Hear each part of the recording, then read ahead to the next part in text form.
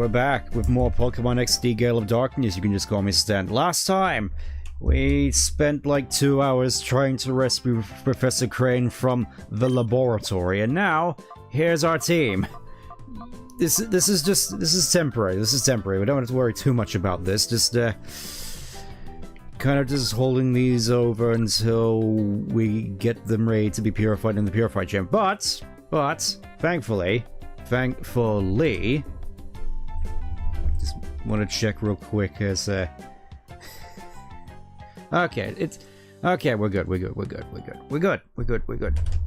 Welcome, everybody. We're just about to, get into, arguably where I'd say the game really starts to open up and get, like, le good. But first off, we need to go to, the good old place. Everybody's favorite place from Colosseum. Yes, we're going back.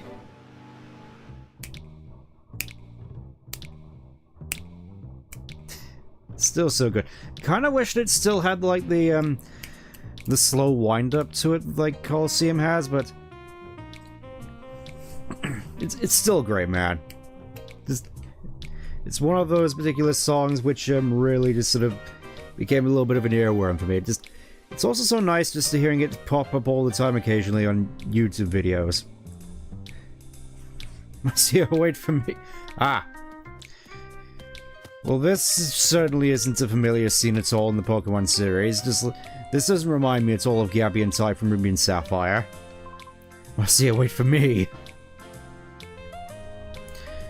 Well, not sure what that was all about. Let's have a look, see, there goes Marcia tearing off like a tornado as usual. There goes one busy girl. Eh? What's up with you, kid? Why you giving me the eye like that? You know who I am? I'm Gale. They call me the Gatekeeper Pyrite. Yeah, I remember you having a ferret. How are you doing nowadays? It's small to look says you're ready to challenge me. If there's a battle you want, I'm here. Alright, man. I'll show you what being Gale, the Gatekeeper Pyrite, is all about. And we get to see as to whether it was worth me just dumping my entire team in the purified chamber.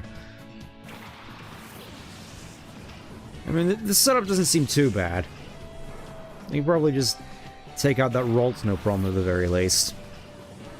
Am I? Yes, I am Labito. Let's see. Oh. Level 16. Okay. This isn't so bad. This is manageable. We can do this. I haven't immediately just blown my entire foot off with this whole thing. Because I need that to have good luck in this game.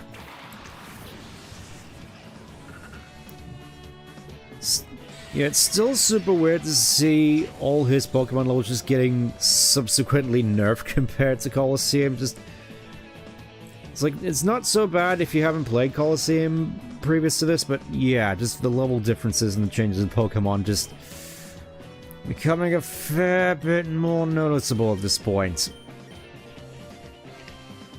It's gonna be interesting actually going into the battle square. Just, at this point, as far as I recall, you're basically bumping into Pokemon around level 30. So, I suppose there's no doubt in my mind that... I mean, I could argue that they could have stalled this till later, but then again, what with? I guess this is one of those necessary things, in all honesty.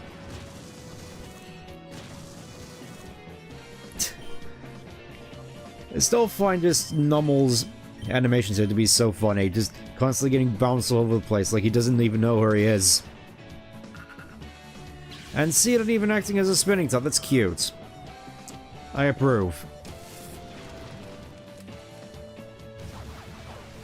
But you can definitely tell it's a more recent model given just how smooth all the polygons are compared to some of the Umbreon. I mean, Nummel here looks fairly in line with a lot of the Pokemon here, just looking rather jaggedy. I mean, obviously, from a distance, it doesn't look too bad, but in closer inspection, you can see if it does look a little bit more jaggedy. In that, I mean, it looks a lot more, I suppose, in place.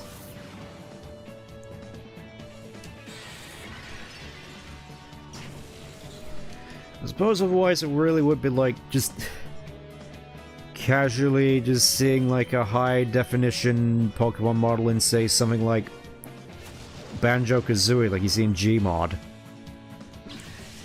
There's attention to the art style. I guess that's one way of putting it. There's still attention to the art style.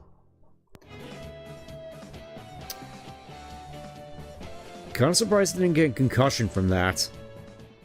You okay, buddy? Hey kid, I have to hand it to you. You have to be good to be Gale. Well, yeah, you had a snubble.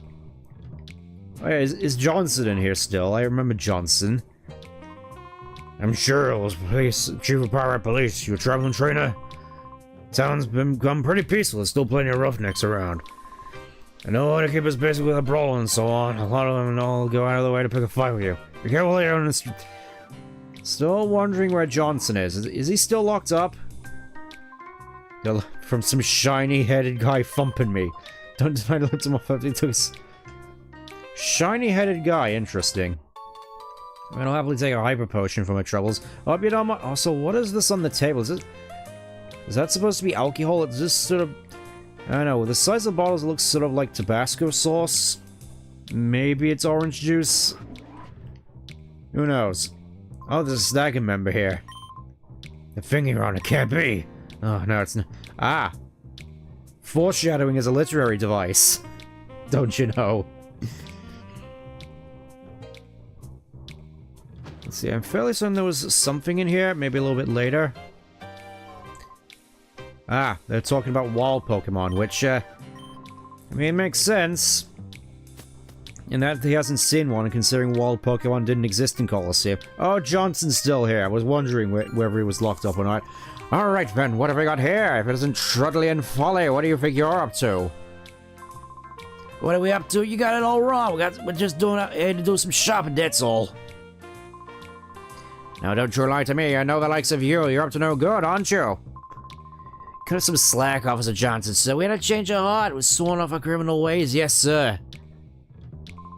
Oh, no. That don't wash with me. No, sir. It doesn't. I won't have you lot walking around the streets as though you owned the place. 500,000 points from Gryffindor. Pompous oaf. Folly demand will listen to reason. Let's get out of here. You're going the wrong way. Hey, Mr. Johnson, how was that? What was that all about? The name's Trudley and Folly and Trudley. If they once belonged to Cypher, they're just mere grunts. Back in those days, the big taverns they owned the place, but I called them and put them straight. I cut quite the dashing figure, don't I? It's my job to uphold the peace and pirate. Pa-pow! I'm sure you do a plenty good job of that, Mr. Johnson, sir. Let's go and look at the SOP, as it's soon to be called. X-accuracy, but you just use the call function. X-accuracies are useless in this game, man.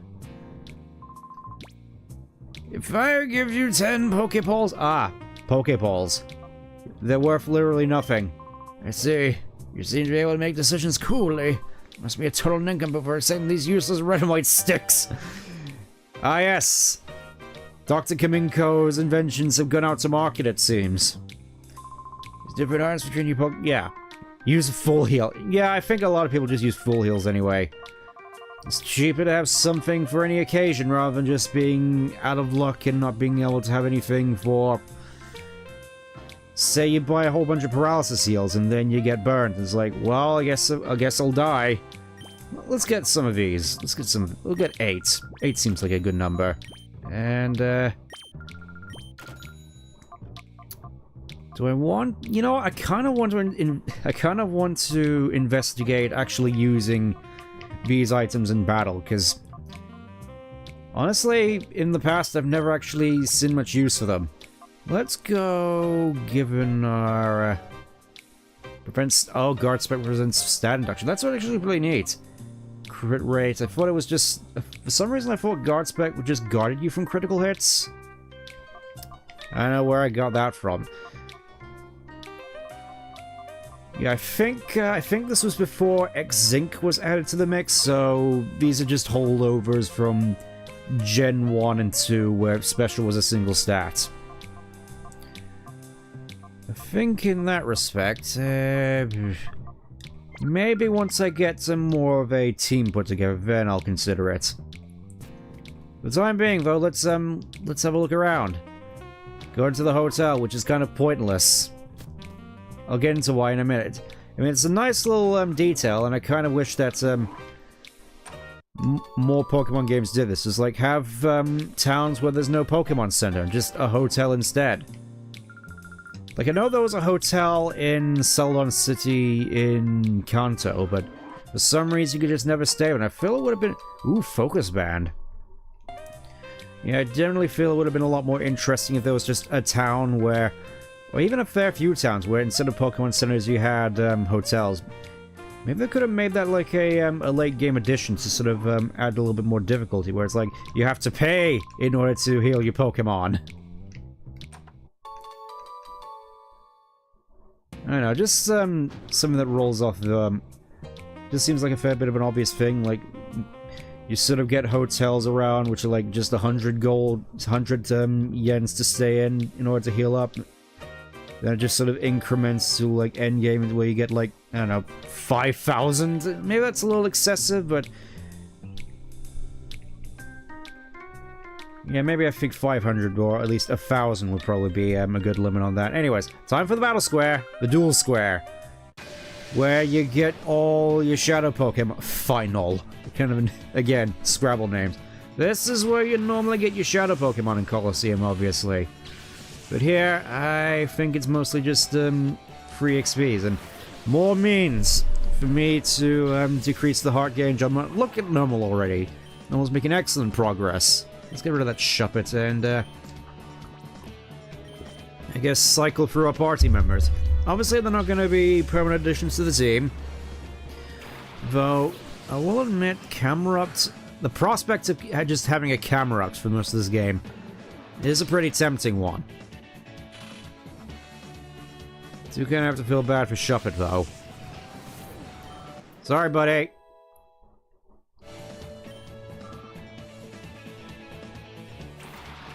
I will give him this.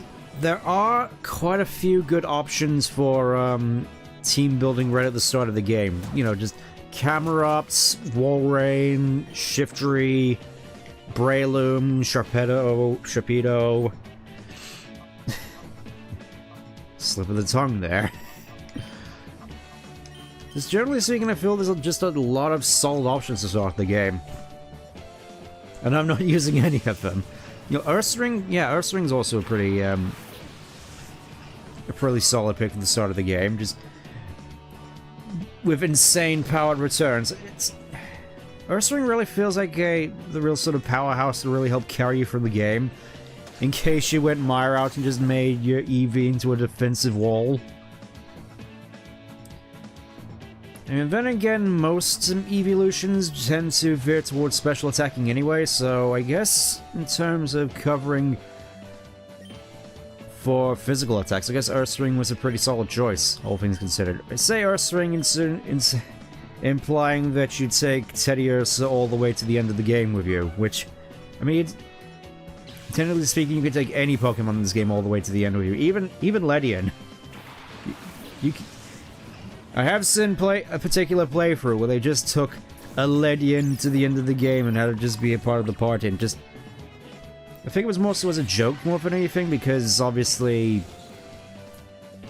they were doing the whole fun character dynamics thing, but it doesn't change the fact that it's still possible. Meanwhile, I'm just sort of stuck here with my revolving door. Which, I suppose is kind of fitting given the nature of Pokemon nowadays, where it's just sort of... I hear a lot of people just constantly saying that Pokemon is made up of just sort of a revolving door of hellos and goodbyes, mostly propagated by the anime, and I suppose in that regard,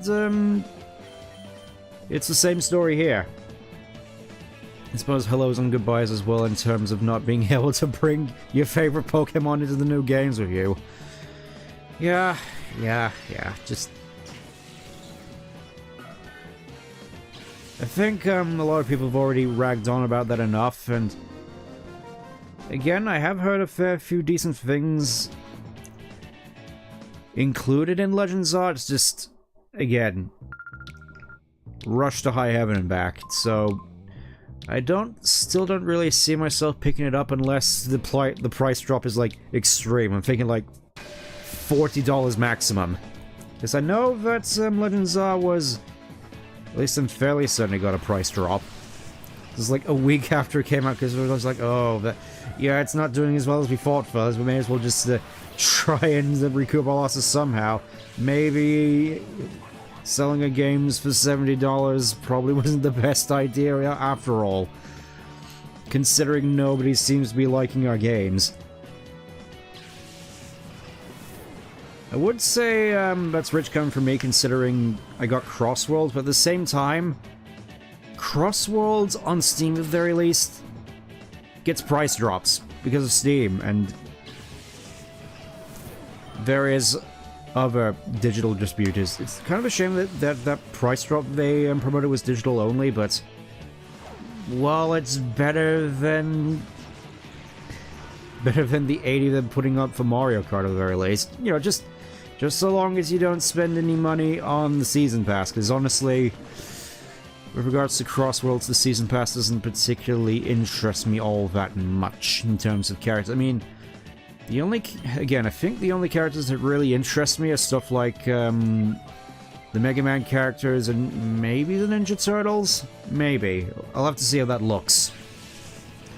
Yeah, the rest of them just, Steve Minecraft Steve, Herobrine, Tower of Pimps, Minecraft, Diamond Pickaxe, Chicken Jockey, Diamond Pickaxe, Minecraft Sword, Diamond Sword, Enderman Hype. Yeah, I'm pretty sure I've already run that whole thing into the ground. Just that sort of thing doesn't necessarily interest me. That or just Speng. I'm sure a lot of people are happy that Speng is in there just as a sort of funny thing, but I'll be honest, I didn't really grow up that much with Speng. Spenglebert's the square panties. I didn't really grow up with that, so I don't necessarily have all that much of an attachment to it. Honestly, I did make a joke about it, how funny it was that characters like Speng got priority over characters like Surge, but honestly, all things considered, Speng is sort of the more harmless additions of the bunch. Definitely prefer it to Minecraft at the very least, or I'm trying to remember what other stuff was included in the Season Pass, because I know that there was Avatar at the very least, which, I don't know, just considering... we can actually... Already, we have someone who's ready to be purified in the Purify Chamber. Let's go back and have a look. I think you can see this being a recurring theme with this game, where you're constantly going back to the lab again in order to get all your stuff purified. It's just... The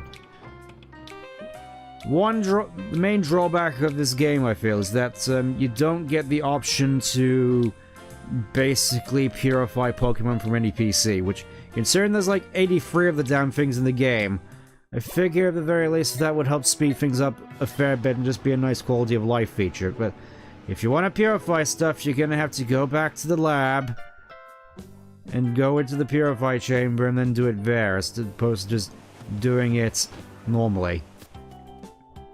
You just step in here and it's just like, oh hey! I like at the very least it gives you that notification just in case you forget. So, it's Gulpin. Of course it's Gulpin. Alright, up and at him, fella. Okay, camper, rise and shine.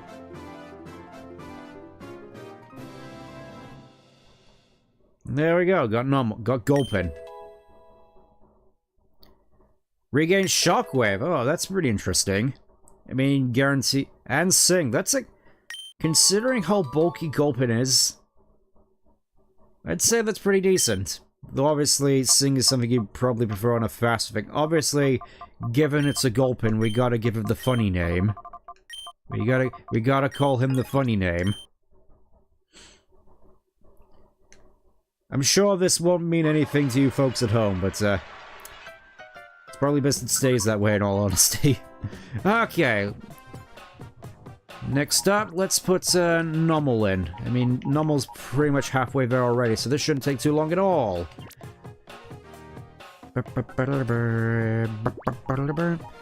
Yeah, normal I don't think necessarily fits in here all that well. Yeah, no, I think I'm gonna put Gulpin in a separate purified chamber real quick. Yeah, I think Dullcat is probably gonna take a while. Spinarak probably gonna take a while. Just get the sense that we need more Pokemon to put into the thing. It's kind of weird in the fact that while there is a limited amount of Pokemon in this game, you can get, some of them do feel still quite disposable given the Purified Chamber. Obviously it's not as egregious as in Pokemon Go, but I feel it's still a thing of note in which a lot of Pokemon is just like, well, I'm not using this, may as well just use it as a battery to purify all my Pokemon to get 100%.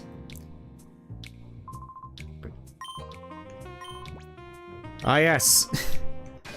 I think this is the first game to actually include the worker trainer class, which I think would come back in, like, Sword and Shield as, like, the builder or something similar. Basically, the trainer class which has all the buff girls. Which is why it's notable. Of course, that's what I end up prioritizing. The internet is a wild and scary place, don't you know? Yeah, it's still super weird seeing Umbreon being able to one-shot stuff. It's like, that's not normal. This isn't usually supposed to happen.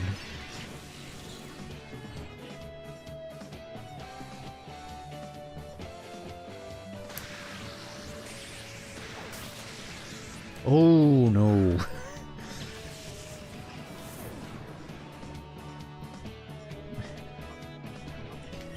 I feel more dynamic. I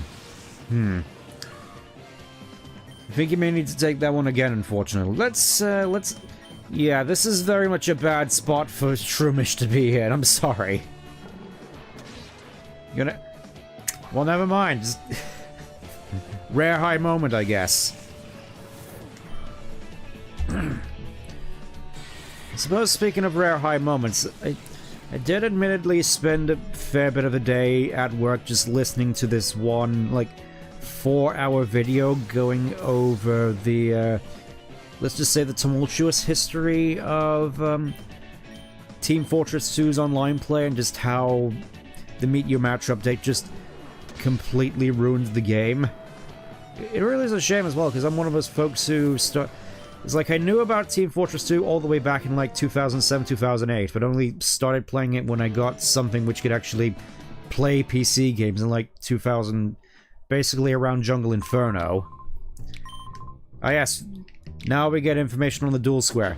You know what, since we may as well just sleep in the hotel, just to say we've done it. The Super Grand Hotel, which definitely isn't full of bed bugs. What would the Pokemon equivalent of bed bugs be anyway? Like Joltix? Yep, 100 yen just to stay here, which all things considered is kind of cheap.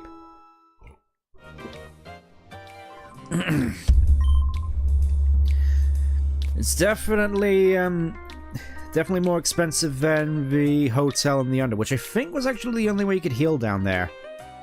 I mean, aside from just going to the Coliseum, which it's like it's a neat idea, but just implemented poorly. Because it's just an aspect of the world that you have no reason to interact with, because you could just spend like a couple of extra seconds to waltz on over to where the healing machine is, where you can just do it for free. It's like, I appreciate the effort, but I kind of wish they just went further with it, if that makes sense.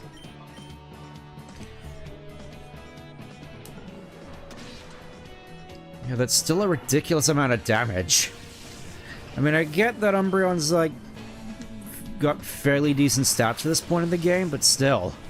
It's like, Umbreon's special attack can't be that high. It's like, Shadow Rush is the move I'd be expecting to see one-shotting Pokemon constantly, considering it's super effective against everything. Anyways, yeah, Dual Square I think is mostly just here to allow you to heal up and gain more EXP, so It's nice that it's... Excuse me, it's nice that it's here, but then again, you also have the Pyrite Coliseum, which is still here from Coliseum. And I want to check it out at some point. I know it's probably filler, but you know, we're here for the proper ore region experience, so obviously we have to do it. Yeah, that Shadow Rush is... Well, Shadow Blitz, Roberts. Doing not that much damage, I must say. Nom. Down you go. Yeah, Umbreon just hogging all the experience, it looks like. Just, it does also remind me, once again, of, I did see this one, like, video challenge of just trying to... You stole my black glasses, you prick. Actually, wait. Do I have black glasses on? I should probably put them on if I haven't. Because, again, no reason not to make Umbreon's super powerful bite attack even more powerful. But yeah, there was, one video I saw about, trying to complete whole of XD Gale of Darkness using only an Eevee. And I think that he had to just end up going to Mount Battle and training Eevee up to level 100 before even having a fair shot at it. Also, this is back when Tackle sucked, so there's no reason to keep it. I should probably see if I can get some battle points at some point so I can teach Umbreon Helping Hand, because I definitely want Umbreon to really go whole hog in the support aspect. There's no reason for him not to. Just, you know, Pursuit, Toxic, Protect, Helping Hand, I think that should be good enough.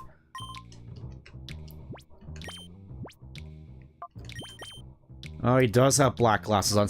I suppose that does explain why Bite is doing so much damage. This is just one thing I completely forgot.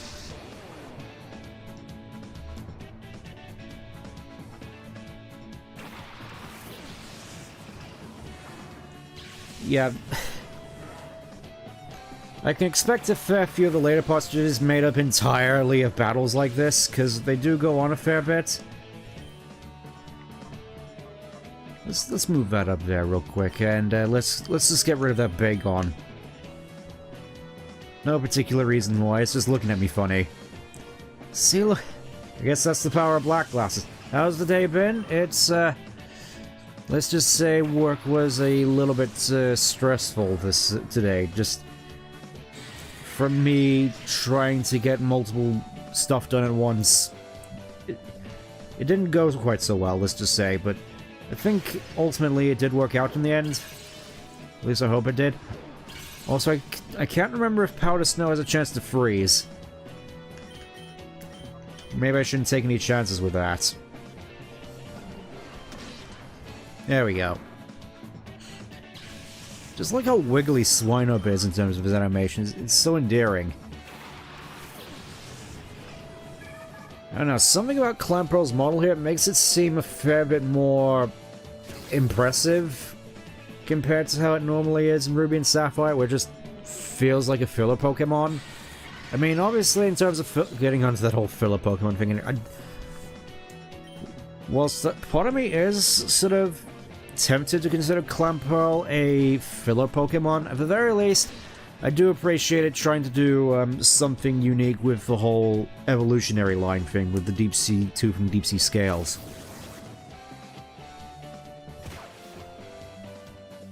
Even though I'm fairly certain with how the Deep Sea Tooth worked, I think, it just made Clamperl, like, insane in Little Cup when it was allowed. So that's something to keep in mind. It's just one of those things which you never really take into account, do you? Because of just how, I suppose, innocuous, sort of a nothing Pokemon Clamperl is at the end of the day, and yet super good in Little Cup when it's allowed to hold Deep Sea Tooth.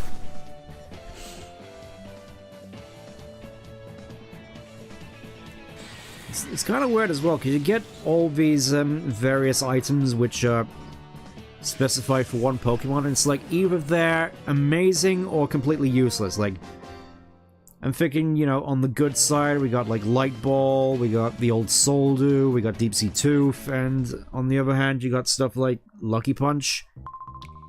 Is anybody really wanting extra crit rate on their Chansey, as opposed to Leftovers or Heavy Duty Boots? Bonjour, you know my Pokemon and I match très bon. I don't think I can ever lose now, I show you my aggressive side. And just when I thought I could finally get away from the stupid French accent, it just comes back. It always comes back. Well, that's not good. It's being put face to face with a Machop. That doesn't tend to end well, methinks. Let me just target the Tentacruel, methinks. Kind of want to just put a little bit of a dent into that Machop, and then just swap out the Shroomish to lower the gauge a little bit. You know what it is? Tentacruel looks especially freakier here. I think it's just the face. I think, honestly, Tentacruel always looked kind of freaky to me, just with the sort of human face it has. It just looks, just always thought it looked super strange, especially with just like the massive Mega. Oh. Ooh, I'm sorry, Carvana. Yeah, just thought it looked super weird with that, with this sort of human-like face and the massive sort of Mega Mind head above it. It's like, that's not so much a 4-head as there's a 6-head. Can I get a 7? I mean, with the two sort of bulbous things coming off the sides, it's like an 8 and 9 head. I can keep them coming if you want.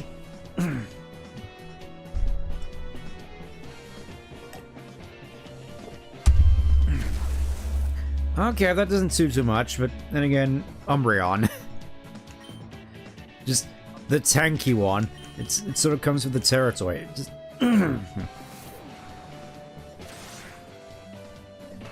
for some reason, I remember in Colosseum the quick attack effect there with the sort of $6 million man blur sort of causing the frame rate to tank. Or maybe I'm just thinking of Extreme Speed, because Extreme Speed also does that.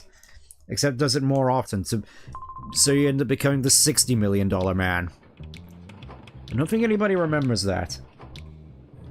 $6 million man, I think. Just aside from the meme of we can rebuild and we have the technology. I like that Numble's already ready for purification. That didn't take too long at all. Just thinking I could probably put him in the same chamber as Colin as well. And it's like we're actually thinking of synergy. You could like put all these three in the same chamber alongside Gulpin, and that's pretty much perfect synergy right there. More or less.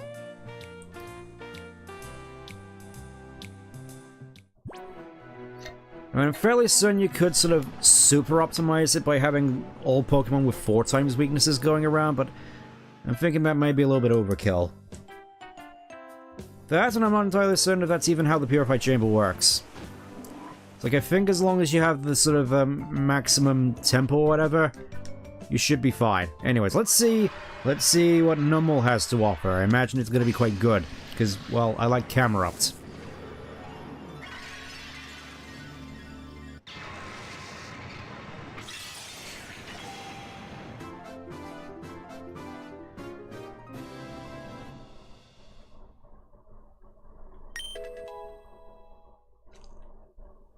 Takedown? Yeah, that's fairly standard. Along with Charm. That's pretty neat.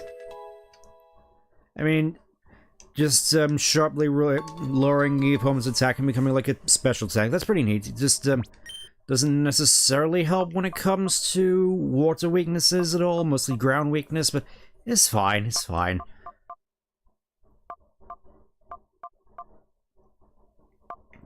Just wondering what to refer to this guy as. I'm just gonna call him something ironic. Always cool. Yeah, it is nice to see. And fairly satisfying to know that you're making progress like this. Just... It does still take a little bit, especially when you got like 83 of the damn things to go through. Whatever, let's just... Look at that, normal is self-perpetuating. Yeah, let's just put him there. And with that out of the way, we can just put the other guys in here as well, I suppose.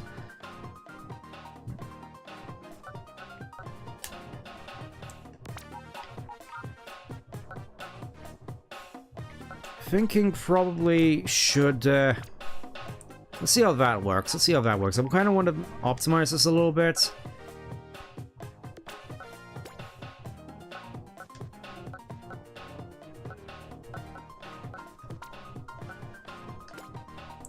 And just put that over, there we go, and then party Pokemon, we'll put Sharp. Maybe a stupid thing to just go with one Pokemon at this point in the game, but hey. I don't think we necessarily have to worry about battles in the immediate future. Oh, Blur, it's just, trying to think of a name that implies speed, because, ironic, because he's tectonically slow. Nothing really came to mind, though. Anyways, let's... I'm guessing that the Pyrite Chorus theme will probably have to wait in that respect, so... Nothing for it but to just, waltz on over to the OMBS building, because I think we've done all the battling we need to do.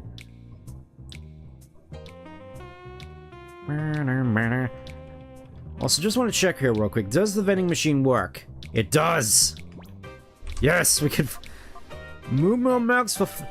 Okay, this is kind of nuts, actually, because it's already like lemonades are just a direct upgrade from super potions, because like it's only 50 more for 20 more hit points, so there's no reason not to just take these other super potions, but at the same time, it's like... How much are super potions again? Let me just go back and check. You know, play... Yeah, that's fair. Though I imagine just trying to take on double battles with Umbreon alone is probably not going to end all that well. Yeah, let's just check super potions. So, 700. 700 for a super potion, which deals like... Which heals you for like 50. Is it 50 in this game? Is it 50? Yeah, 50. Or, you know, you could just... For 200 yen less, you could get something which heals double that amount. It's like, why would you ever buy super potions in that regard? You know what? I'm gonna sell all mine. Forget it. I'm just gonna sell all my super potions since I don't need them. Why would I need these when I could just drink milk? I mean, obviously, knowing me, I'm gonna go for the milk when it's an option. The violence milk.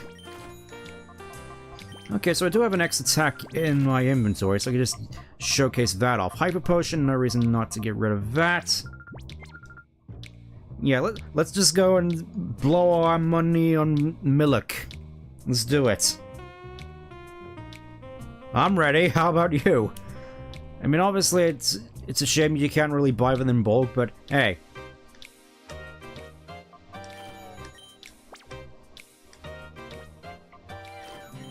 Yeah, we'll just keep going until we hit like 10,000.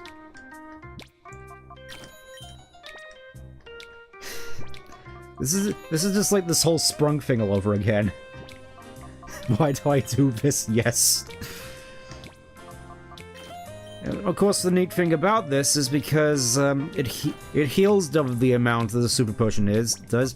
I'll, in all likelihood, have to use them less often. Of course, I'm saying this on the grounds that I don't just run off to a Pokemon Center immediately.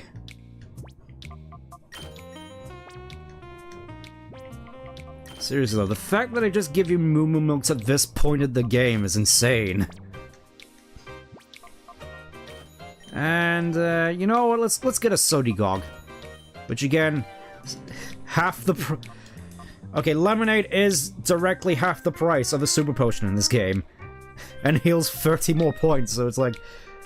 Again, even if Moo Moo Milk wasn't here, Lemonade is just strictly the better option, because you can have twice as many and do more healing from it. But yeah, obviously, because it's me, I'm gonna have to do the milk. I gotta do the funny milk thing. And look at that! Look at that, we got pretty much the same amounts as in terms that we had when we had super potions. So it wasn't a big loss anyways. Welcome to the ONBS building. Welcome to ONBS. All visitors are free to wander the ONBS building and see our network in operation. Ah. So, completely transparent, aren't we? My name is Meg, and I'm the official... Oh, hey, it's good to see you again. Nice to see your Shroomish is still looking healthy. Surprised it hasn't evolved in the 5 years. This Shroomish is my friend, isn't it cute? Yes. We broadcast TV signals all across the Ore region. I hope you take the time to see how we work. So yeah, not asking my business here at all. Okay, may as well have a look. Ah yes, the kids grid. As if to hammer it in that yes, these are the same kids that were in Coliseum, now they're teenagers, and somehow running this whole... Like, compared to how this building looked in Coliseum, this is just like an insane transformation. Just look how nice this place looks. It's like all clean, and the floors are just all shiny, and they have these posters on them with bars so you don't touch them. It's so nice. Let's see, we got Ludicolo, we got Pikachu, we got Swampert, and we got Gordon. I think there's only 4 types of portraits here, but you know what? I don't mind that. Though, kind of weird that Gordon is here, considering it's supposed to be like a legend. Oh yeah, Spinarak's already ready. Nice. Anything in here? Anything in the trash? News reports from all over the ice. Your reporters are keeping busy. The hottest news story is wild Pokemon. Considering this is Ori, this is kind of a big deal. Run by Secondnetics, now the biggest information network. Handles the business side and acts like the chief of engineering and technology. Sounds like a fairly decent deal. Honestly, kind of reminds me of when Eisner run Disney before the dark times, before the decline. Let's have a look in here. Ah! Razzle and Dazzle, they can see... Oh hey, they're here. They're putting these basically burlesque dancers on live television. Yeah, TV entertainment in Ori is kind of wild, actually. That also reminds me, I kind of need to check Gation Port, see what's going on over there, considering Razzle and Dazzle are here.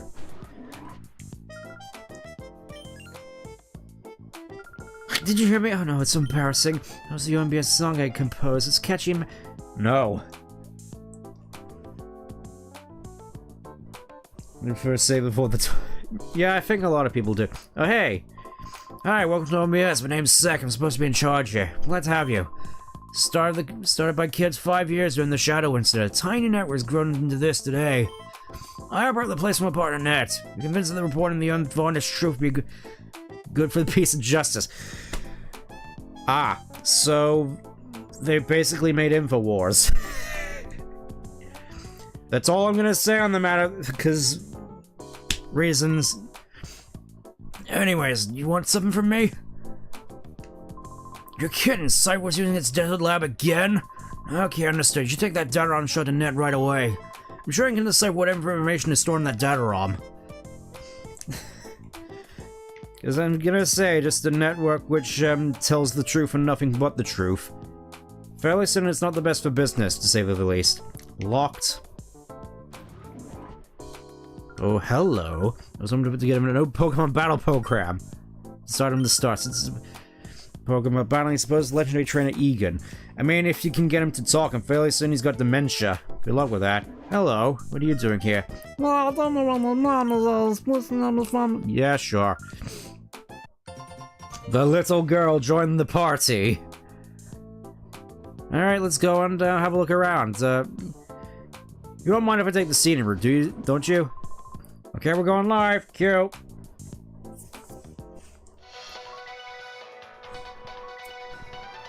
We bring you a special news bulletin.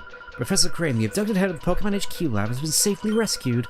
Professor Crane has been held captive in Cypher's desert research facility, which was widely believed to have been abandoned. Reports say that Professor Crane was rescued by a lone teen.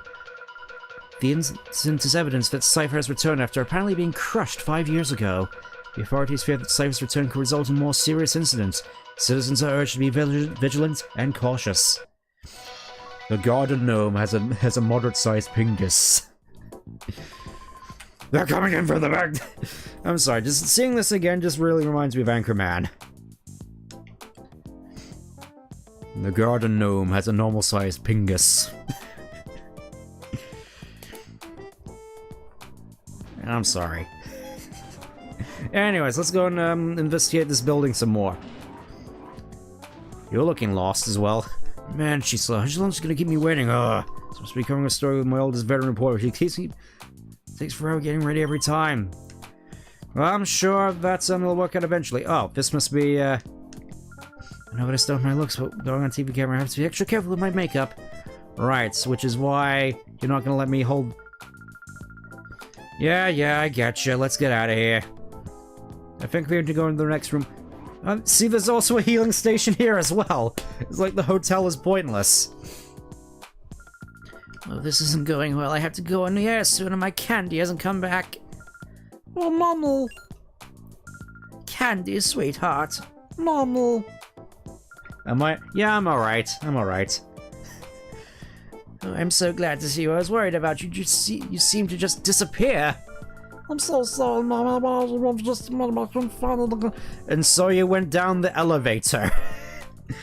Like, surely you would have understood that that the room was at the very least on the same floor. Also, good point of contention, this place doesn't have any stairs. Oh God, Mama. Oh my, how very kind of you, thank you. Hope you're doing alright. Small token. Super, heck yeah. Going to the studio to the music program. She'll be out soon. Alright, just, hearing kids sing on television. That's, doesn't tend to end well in my books. Something shiny in the books. Hey, we can't have full attention stuff without permission! What, including this? Yeah, sure. This is like the only, like, holdover from the ruined pyrite building I just noticed, full of all this junk. I have a girl voice like Psyduck because it's funny. It's funny. That's when I can't really do girls' voices, you probably noticed. Giving information to his daughter is fine, but I also like seeing it. Ah, yes! Pro physical meter guy right here. Highly respected given the nightmare we live in today. You see, I enjoy the feel of paper as I flip the pages. Also, it can't be taken away from you by a greedy corporation to decide it's not profitable to keep it on their streaming service. Here's looking at you, Willow. I mean, it was a terrible show, but still, it's just been erased from history. With no, like, evidence of physical media whatsoever. Also, you can definitely tell I prefer this version of Pirate Town because the tunnel has been blocked off. Arguably what I've considered to be the weakest part of Coliseum is gone. This entire building and the tunnel right here, where arguably I thought probably the weakest part of the entire game. Coliseum, but now it's just straight up gone. It's nice. I've been told by Net not to allow anyone through. He's working right now. Eh? You came from the Pokemon HQ lab? But I still can't let you through. Gale and get in trouble if I do. Tetro, do we have a visitor? Oh, Net, this person says he's calling from the Pokemon HQ lab? Oh, yes, I was expecting him. Please show him through. Oh, sure thing. I'll let him through. Thank you kindly. Let's see what's what. I'm called Bit. Glad to meet you, Net's over. Yes, I can see him. In his suit. You're looking rather dapper today, Net. Hello, I've been expecting you. You're Stan, right? I'm Net. And this here's Bit. He's been my friend and invaluable partner. Pleased to meet you. Pleased to meet you. We are from Professor Crane. Sounds you pull off a daring risk. Yeah, just another day at the office. Yes, but now's not the time for waste chatting. Let's see the data Professor Crane talked about. I deciphered something similar to this before. It brings back memories. Okay, it's gonna take some time for me to check the contents of this data ROM. Can you wait while I do that? Hey, Ned, how's this for an idea? A news team should be out visiting Duking, one of his Pokespots, to film a story about wild Pokemon. Since he's got free time, why not have him go visit Duking as well? Hey, that's good. It's a good suggestion, Bet. You interested in wild Pokemon? Ah yes, I need something to fat out my team, considering I only have an Umbreon right now. Yes. Let's serve this as quickly as possible. By the way, Ben, how's the news team? I think they said they were headed to the Rock Pokespot. Ah yes, now we get to one of the more interesting aspects of Gale of Darkness compared to Coliseum. Wild Pokemon. It doesn't work quite the same way it does in the normal games. You can't just wander around in grass and get jump scared. We'll get into it when we get there. For now, let's just keep right on going. Keep right on trucking. I also quite like this music as well, but I can't help but the only thing that really comes into my head when I think of this this music nowadays is just, you mean the Chaos Emeralds? I'm pretty sure you mean the Chaos Emeralds, because I just so happen to have one of them right here. Mr. President, get to put your arms up above your head where you can see them. And don't you think it's too tough for us to pull anything in this town? Our face is too well known. Yeah, I hear you. If I don't hire the boss, will get impatient and come looking for us himself. Okay, and that's good. I went and snuck a transmitter on the boss. You can tell where he is by checking this radar, so we can always be ready for him when he blows his top. I have to hand it to you, Folly. Way to go. Sure, it looks like we got an email. Guys, it's the boss. Let's see. You two come back right now, it says. God damn it all. It sounds like he's fuming. He might dock us dinner again. We better scoot back. So much for this radar. It's not much use the boss is gonna page us by email. Ah yes, before the nightmare that is instant messaging. Oh man, why did our lives have to be this tragic? See you later, I guess. The time being, though, I kind of want to check over here because I saw an item box. May as well grab that while I can. Don't mind me. Nice.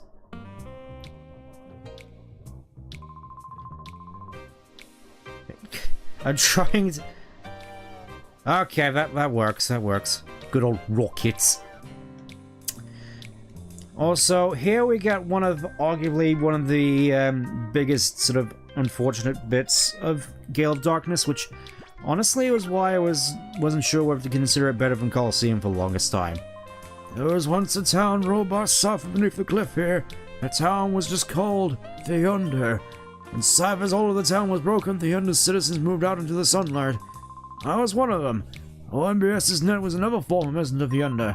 The wind buried the Under from people to prevent people from getting to the abandoned town site. Sad to see. Yeah, the Under is just gone.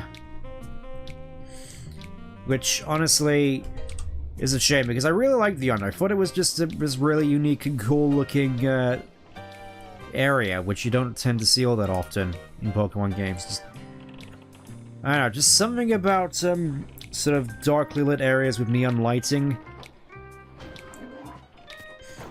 really sort of gets me. I think The World That Never Was is also a good example of that. Oh yes, hopefully the gears don't get stolen here again. 35 long years. I mean, I couldn't even begin to imagine. Do I want to spin gears? No. No doubt about it. Don't do this for 35 years. Only I can do this.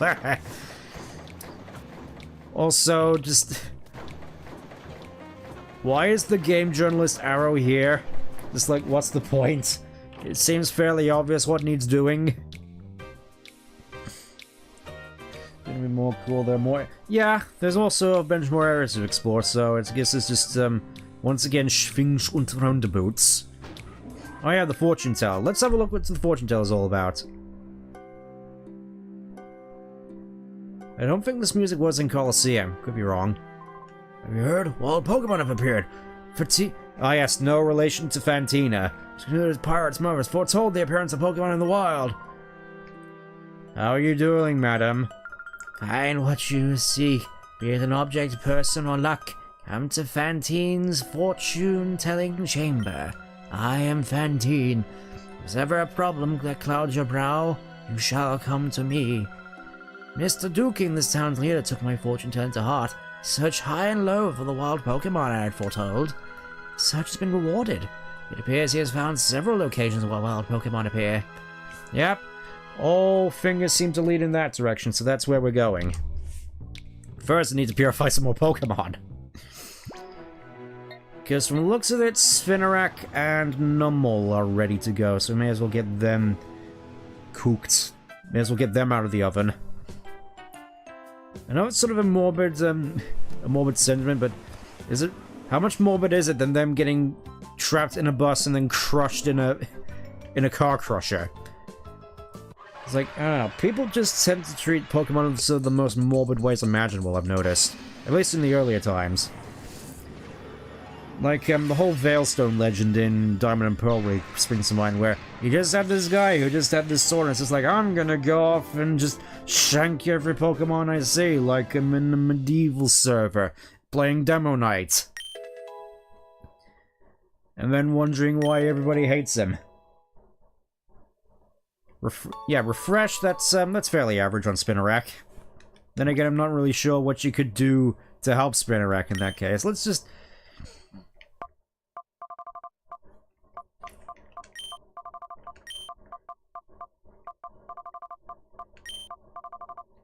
You know what? Even better.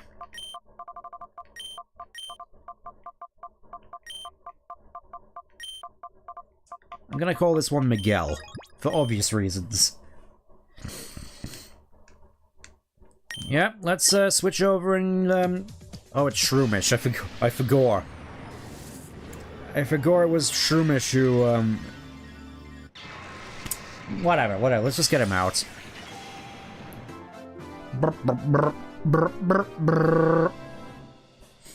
There we go, Shroomish. Let's see what he gets. Hopefully Spore. False Swipe, False Swipe's actually pretty decent in this game. And, again, Refresh, which... I mean, considering there's no Poison Heal, could be worse.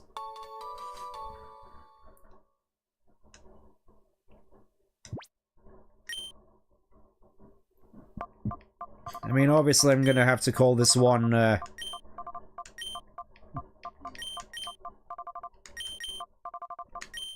not gonna do the funny voice this time around. As tempting as it might be to just go, "Hello, Mario!" Nah. I think a lot of you are already sick and tired of that one. I know I am. Okay, let's just put Toadette in there. And Carvana, let's just put Carvana in the... Okay, that works perfectly fine. We just wander around for a bit and wait for Carvana to uncook. To cook, basically. And we may as well put Spinarak in here. I don't know why I'm so averse to just actually having a... Oh. I didn't realize that, I think this might be perfect for this,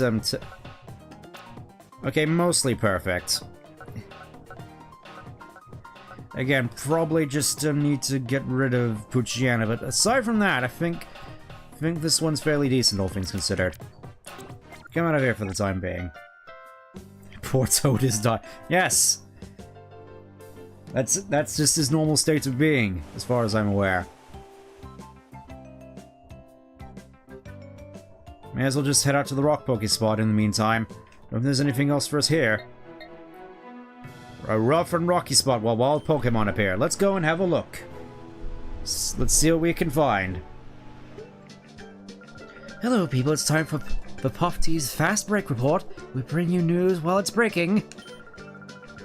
Oh yes, just hurry up and fix it, why don't you? Today we're visiting Duking, the discoverer of Pokespots where wild Pokemon appear. Duking is said to be the driving force behind the booming popularity of wild Pokemon in Pyrite. Because they didn't exist in Colosseum. Duking, so is this the Pokespot you discovered? Hello, Duking here. Yeah, that's absolutely right. The 15 long and torturous years I toiled, snatching sleep only grudgingly to find this Pokespot. I mean, you weren't really doing much 5 years ago in Pyrite. 15 years, is that true? Yeah, one shouldn't let the details get in the way of the story, isn't that right, Betty? It's Puffy. Alright, let me explain how it goes, how to check the wild Pokemon. I don't know, for some reason, just gradually transitioning more and more to Saxon Hale. Let me explain how one goes about tracking wild Pokemon to a Pokesport. Well, seeing as you're here, wouldn't it be better if I got someone to demonstrate? Oh, you there? Yeah, you kid, you'll be perfect. Come on over here, mate. He even says mate. He even says mate. Amazing. Alright, my friend, let me show you how to track wild Pokemon to a Pokesport. First, and above all else, you need these. King brand Pokesnacks. Ah yes, King brand. Because you really gotta get that sponsorship in there somewhere. Yeah, I'll give you some. 10 King brand Pokesnacks. Alright, my friend, let me lay those Pokesnacks out on the plate there. Go on there. Do you need to clean the plate at all? I mean, it's getting covered in sand regardless, so... Yeesh. I'll just put free here for the time being. Very good, mate. That's how you do it. When you lay out, the Pokesnacks leave the area. Eventually, wild Pokemon will come along. Just wait. The more Pokesnacks you lay out, the longer the Pokemon will stay to eat, making it much easier to catch. This is also important, my special mate Sport Monitor. This, I'm sure you agree, is something truly awesome, mate. My goodness, you developed this device yourself? Yeah, one shouldn't let details get in the way of the story, isn't that right, Betty? It's Pofty. By the way, King, can you tell us what a spot monitor is? I'm glad you asked me that. A spot monitor is a dandy. Let you know what's happening at any Pokespot wherever you are. Yeah, my friend, as a thanks for hearing me out patiently, I'll make a gift out of this too. Slide into your PDA, it's all you need to do to make it work. Simple. Thank you very much, King. And there we go, there's the spot monitor. Because of course there's multiple Pokespots in this game. Alright, now you're set. Now while Pokemon appears in any Pokespot, your Pokemon will respond and alert you. I found 3 Pokespots and all. There's one to the west of this one here. That's right, around there. Around where the green shows up. Around these Pokespots, use these Pokespots and catch yourself some wild Pokemon. Give it a try, mate. Bonza. Also, the Pokesnacks look suspiciously like cheese. I do gotta wonder, are Pokemon lactose intolerant? I mean, they mostly just have, like, these weird brown pellets on the show when they're not being just constantly filled with, like, sweets like puffins and whatnot. Oh, hey, Carvon is ready to unveil. Look at you, King. How you doing, mate? Alright, sure, you're the lady who's on the show. Thanks much, mate. I'm surprised you came out here to a place like this. Must make you seriously interested in wild Pokemon. It's marvelous. Makes it all worthwhile to my teaching you made. So you fine upstanding lad, level of wild Pokemon. I have some information you might find to be special. But my friend, I have a favour to ask. That's a fair deal, right? Yeah, thank you kindly. There's several Pokemon that only show up at Pokespots. Trapinch, Surskit, and Wooper. I haven't got rotten time at trying to catch those 3. If you catch them, I'll gladly trade you some of my Pokemon, mate. I'm counting on you, mate. I'll be on my way now. This actually might be worth doing. Whoops, must forget. I promised to give you some special information, didn't I? If you go way out to the northeast, there's a Pokespot that's hard to find since it's inside a cave. That's my favourite Pokespot, you gotta go see it. Anyways, I suppose I should be going on my way. Real pleasure chatting to you again, mate. I'll be heading back to Pyrite. Come visit anytime you like. It's me again, mate. Adios. Obviously, I'm going to put another 3 here. So, yeah. Trapinch, Wooper, and Surskit are basically just the rarest ones. But I think they have like a 15% chance. I'll have to check. Because I remember it being something to that degree. Like 15% chance. In order to get like the rare spawns, and then the more common spawns for each one are like something like 35%. So it's not too egregious. It's not like some rare spawns in some of the earlier games. Like I think Larvitar is a good example. Well, you know, Dunsparce and Gold and Silver. Let's see, Pokespot. So okay, here we go. So Rock Pokespot, where we first came from, the one in the desert. 50% of getting Sandshrew, 35% of getting Gligar, and 15% of getting Trapinch. Trapinch is really the only one worth getting there, I'd say, because obviously everybody loves a Flygon. And the Oasis Ooh, refresh. So yeah, the Oasis Pokespot where we just left, There you can get Surskit obviously at 15%, and then Hoppet at 50%, and Fampi at 35%. Outside of Surskit, honestly, I kind of like the idea of getting Fampi, because Donphan's a Pokemon that I like, but I've never actually had much of a chance to use. Donphan's awesome. I don't know, mate.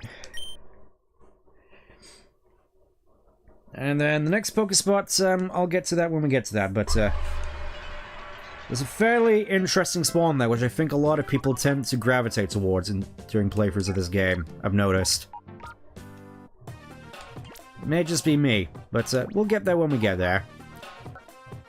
There we go, now we're up and running.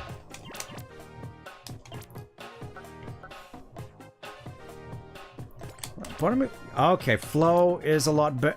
Yeah, I think I'll be better off just putting Delcatty in one of these for the time being, and then just dumping it in the first one alongside Teddiursa when it's done.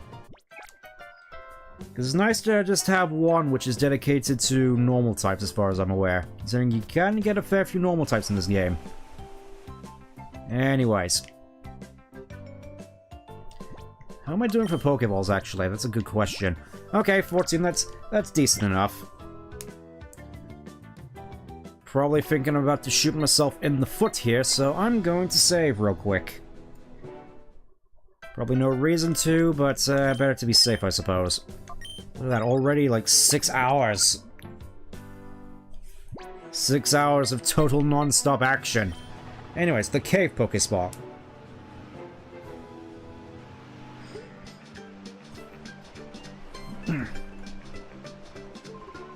What do you figure the boss is gonna do now? I'm sick of this life, man. I need to put down roots somewhere. Yeah, I don't whine so much. You know what the boss always says.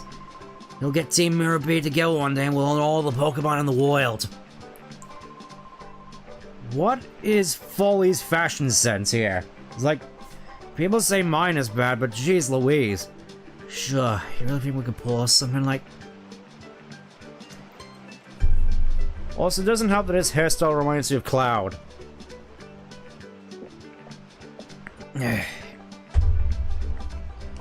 Yeah, so we're just going into this with a single Umbreon.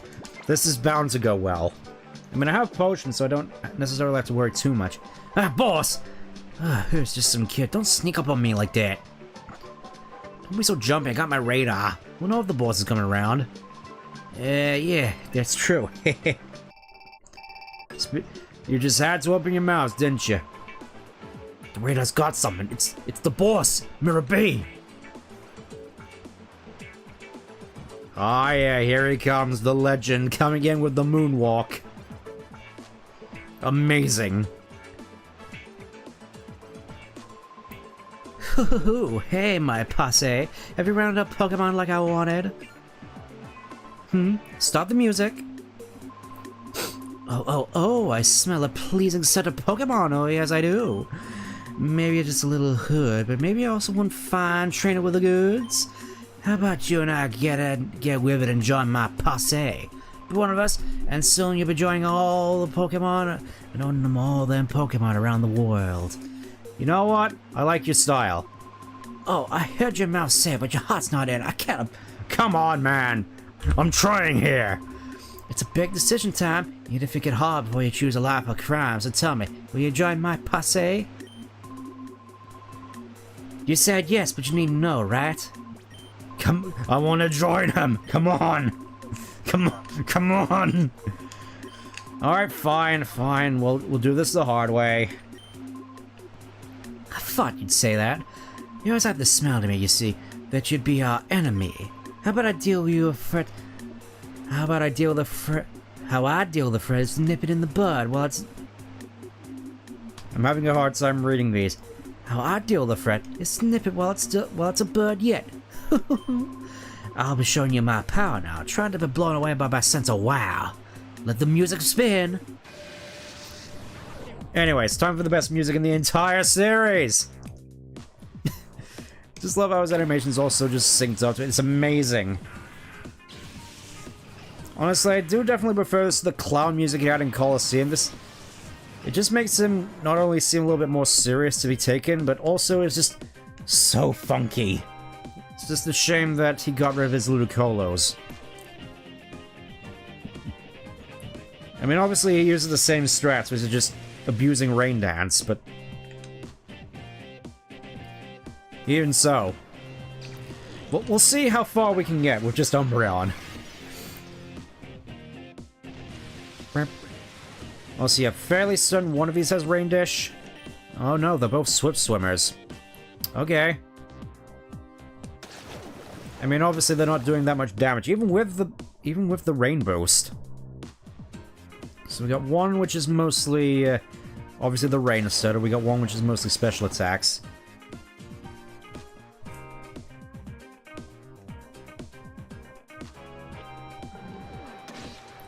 I mean, obviously, those who remember the Mirror B fight of all just remember him having 3 Ludicolos and him somehow still winning. It's like, you know, it's just like stacking heavies. It's just somehow it works. Lombre, yeah. Yeah, it still is a shame that he just doesn't have his Ludicolos out, but I'm sure it's fine. We'll get rid of this one next, because I think this third one has Rain Dish, or maybe they just all have Swift Swim. That would be interesting. Well, there goes Lombre. Well, one of them at the very least. Yeah, this is payback for you slapping me across the face in Blue Rescue Team. And Voltorb. Okay. Oh yeah, this is the first Shadow Pokemon we've seen in like ages. Somehow I don't think we necessarily have to worry about this one, because obviously it's early game, so it doesn't have, like, Thunder or anything. It does have Shadow Rush, though, so that could be... okay, never mind, it hardly does any damage. Again, this is why I like Umbreon. You can just put it out there and it just soaks up damage and refuses to die. It's great.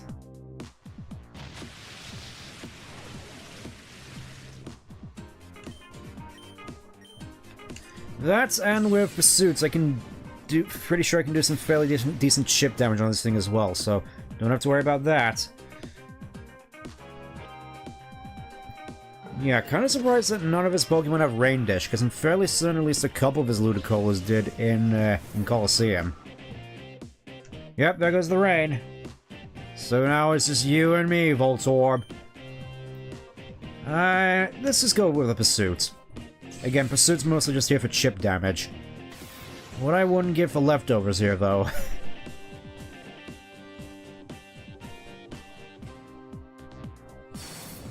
Let's see how much damage this does. Okay, I think I can get away with, like, 1 or 2 more of those. I mean, obviously, Voltorb's main thing is just super speed. So, yeah. I don't think we necessarily have to worry too much, and... if we get low, I can just use my Sodigog and bring myself back up to... you know, I think I'm gonna leave it there. I think I'm gonna start catching now. And obviously, because it's a Voltorb, we gotta put it in the Pokeball. It's like, it's destiny. You don't put a Voltorb in a Great Ball, what are you, mad? Like, maybe if it's a shiny, but still. It's like the Pokeball Pokemon. Obviously, you gotta put it in a Pokeball. And there we go, that's Voltorb. Defeated the Wanderer. He roams around. You just messed up my river. I just can't do it. Voltorb, welcome to the party, Voltorb. I'm immediately gonna put you in the box. Oh, you dare make me so angry, I'm seeing red. Don't you dare think this is over. Just you wait and see. One of these days, with my elegant steps, I'll knock you sideways. Let's go. Escape! And they just so happen to leave the mirror radar behind, just in case you want to find him again. Came with instructions. This is how the radar works. When you finish reading, get rid of... the radar shows you where Mirror B, that's the boss, happens to be. And the boss appears somewhere, a mark appears on the screen. When you see the mark, check out the radar. It'll tell you where he is. You're probably asking me where the boss is when he's on the radar. You know how mysterious he can be. Who knows where he goes off to? Probably getting Pokemon or something. Somewhere far, far away out of the transmitter's range. We don't need the instructions. Said I haven't completed analysis of the data, but I did make a stunning discovery on Cypher's plan. Please come right away. We need to discuss this in person. First things first, though.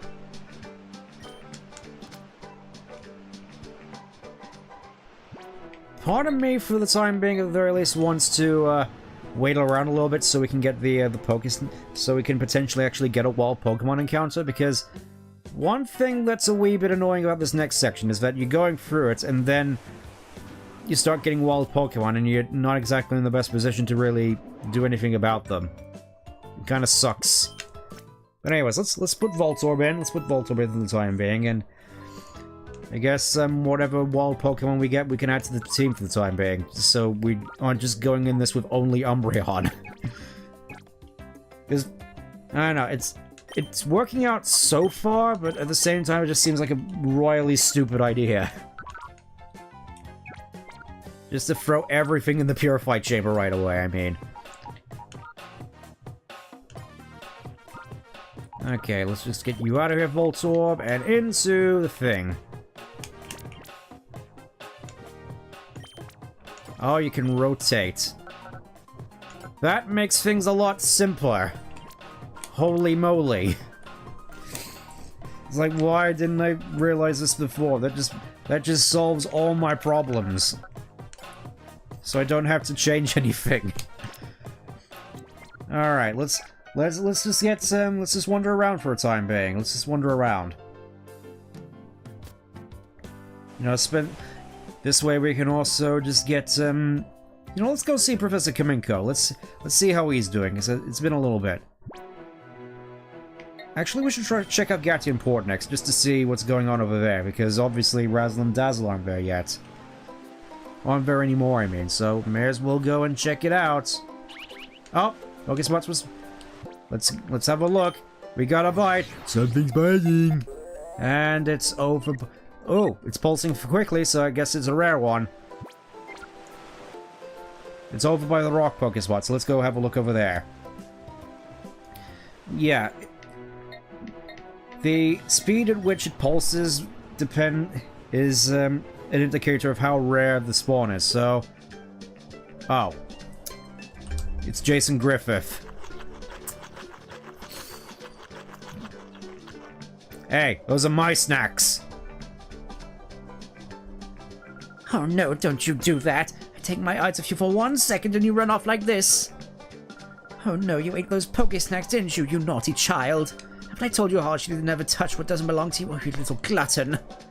The Pokésnacks were here. Were they yours? I'm so sorry. I'll replace all the Pokésnacks you lost. Oh, very nice. And it's not much, but here's something for your trouble. So now we just get a whole bunch more Pokésnacks for free.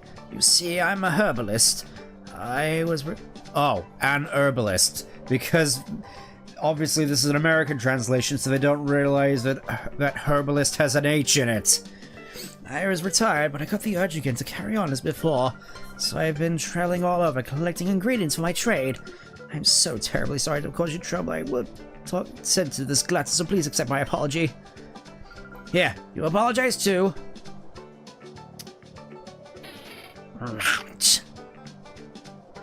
I sell wares upstairs at the POKéMart at Gatium Port. If you visit Gatium Port, please come by and see us. Now, please excuse us. Yep, away he goes. This was prior to Diamond and Pearl being released, don't you know? Let's just put another one here for the time being. It's like, I think 3 is a decent amount. Just as long as you're actively going out of your way to wait around for wild Pokemon to spawn, as opposed to just leaving it there and proceeding as normal. Because again, it kind of sucks that you have to drop everything in order to get there, so... Anyways, let's go see what's going on at Gatium Port.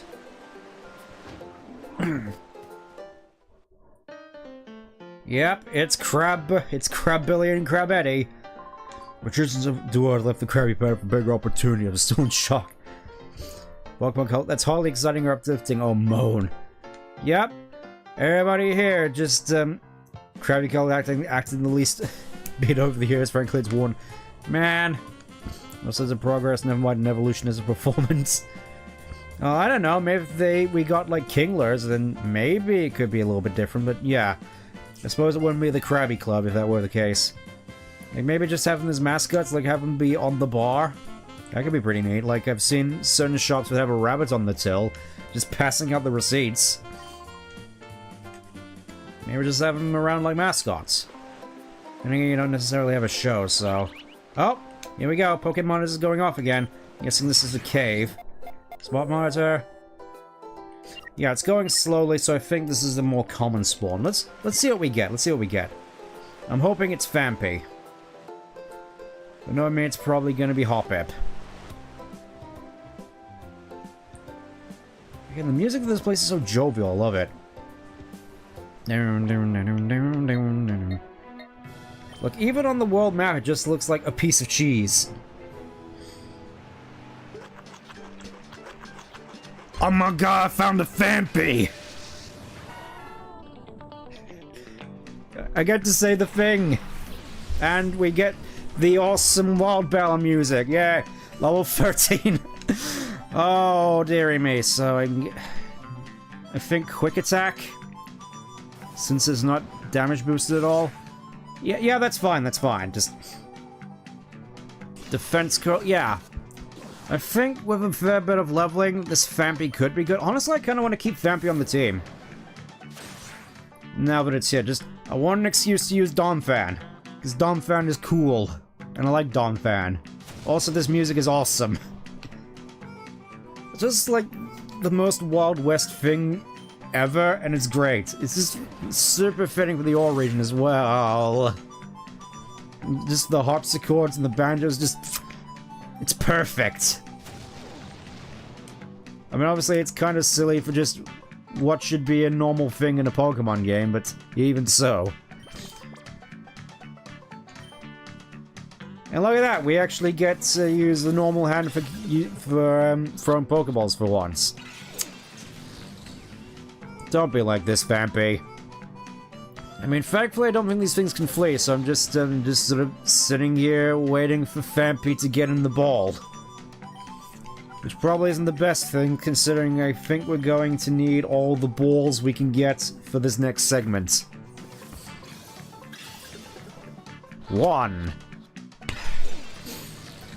Actually, given the coloration, I think the Great Ball might actually make sense here.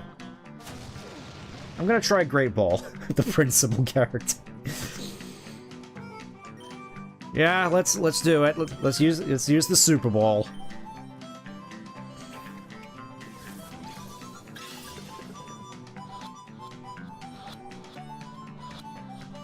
And there we go. We got a... Oh my god, I got a Vampy! You have a nickname to the cantrip, Vampy?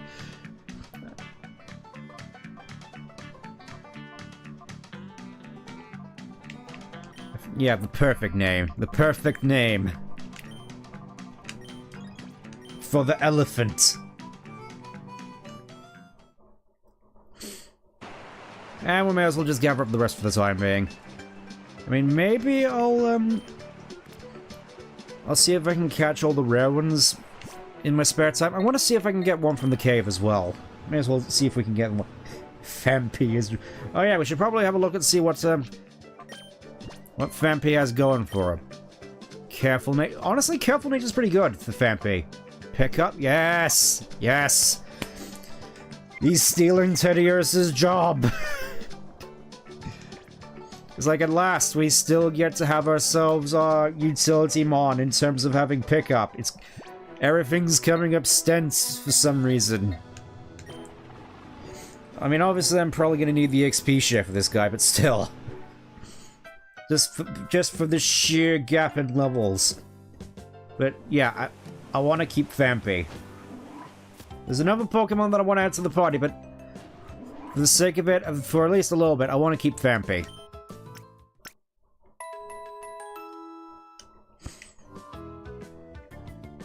That, and I'm pretty sure I kind of need all the help I can get for this next segment, because I don't want Umbreon going in there alone.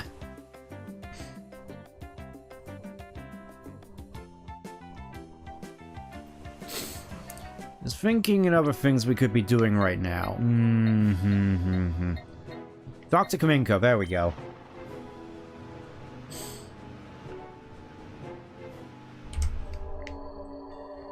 Let's see, do we get another fight with Chobin? Looks like it from the looks of it. May as well just get some XP for... No Chobin fight this time, interesting. Obviously we're seeing all the funny things with Oh, we actually get to visit the basement now. Let's see what's in the...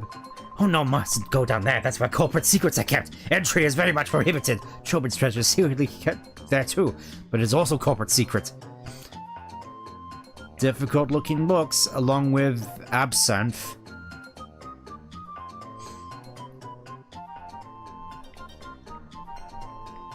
Secret mechanisms under development. Keep out. Okay, so not much we can do here.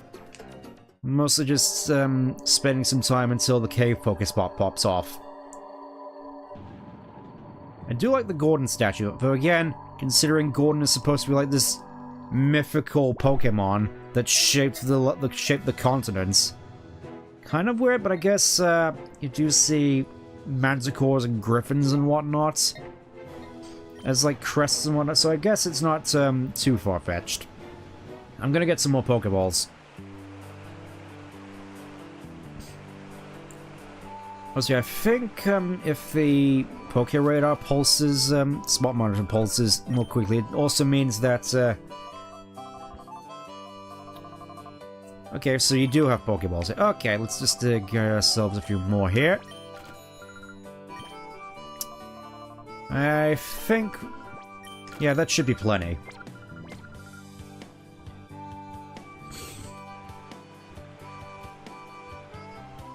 I lost my train of thought there a little. Yeah, if the Spot Monitor pulses quickly, that means that I'm fairly certain the food of the Pokespot also gets used up quicker. So it's like, you really gotta hurry and get this one. You also don't mind me, just can you actually remind? Oh yeah, that also reminds me. Let's go and check the move tutor in here, see if she has anything else, because I think she gets new moves as you progress through the game. Let's go have a look. What have you got for me? Sage in the weird grotto.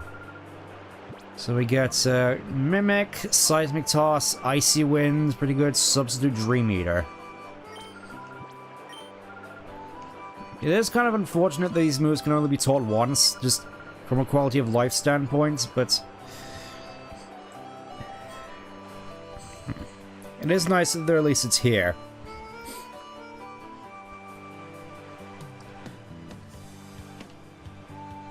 But again, considering that you could only get them with battle points in the post-game of Emeralds afterwards, just...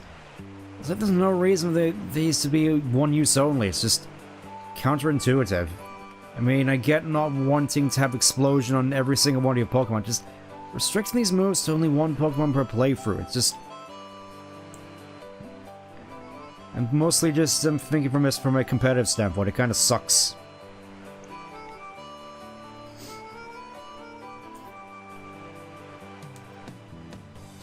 Also thinking I could probably put Fampi in the... Nah, I probably shouldn't. Ah! Delcatty can now be purified. Let's go and see how Delcatty's doing. That took quicker than I expected, actually. Let's go and have a look.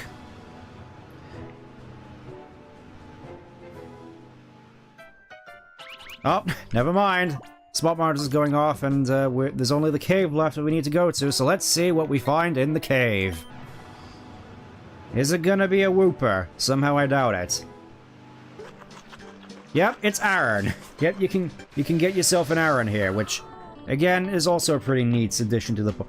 I can definitely see a lot of people adding Aaron to the party, because a lot of people are under the conception that Aggron is good, even though it has 2 4x weaknesses. Those being... Whoa, Nelly! Yeah, those being Fighting and Steel, so... I mean, level 16, though. Part of me kind of wants to keep that on the par at least for a little bit. You know, just so we have something for the next part of the game, which is going to be a long gauntlet. I mean, obviously not much in terms of firepower, but... I don't know, nice to just have a little bit of body to the team, so Umbreon is at the very least not taking all the damage. Let's just throw a Great Ball at it. Probably a bit of a waste, but oh well. There we go, we got Iron.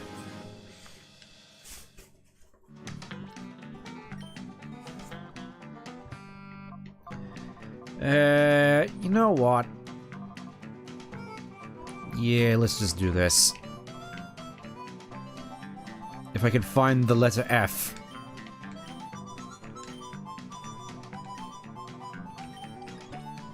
Trauma. There we go. Welcome to the family, son. Let me just grab all these Spooky Snacks on the floor so we don't have to worry about that. And yeah. I don't know, 2 for free is pretty good for me, and some of the more rarer spawns, so no Sandshrews or Zubats. Because that's the common spawn in the K-Pokemon, just Zubat again. I mean, I suppose it's not too bad because Crobat, but I think most people would generally prefer Aaron. Let's have a look at Aaron, actually. Let's see what Aaron's deal is. Sassy? Also, I don't think too bad for Aggron, because obviously needs something to wall up that special defense. Sturdy, which would be good if this was Gen 5. Normally I'd prefer Rockhead, and you know, just so you can just throw out double edges without consequence. And Headbutt, arguably the best move that it has in its arsenal aside from maybe Metal Claw. Could do a lot worse with this one. Could do a lot worse. Anyways, let's go heal up. And we'll go and see what Net has found out. I don't want to put... yeah. Team's in a good position. I'd say at the very least. Though I met... Part of me thinks I'm gonna be going backwards and forwards from the Pokemon Center here, and the healing machine here, quite often. We'll see, though. We'll see. For now, though, let's go see what's going on in the building. Because so far, everything seems relatively normal. Until... the guy here is gone.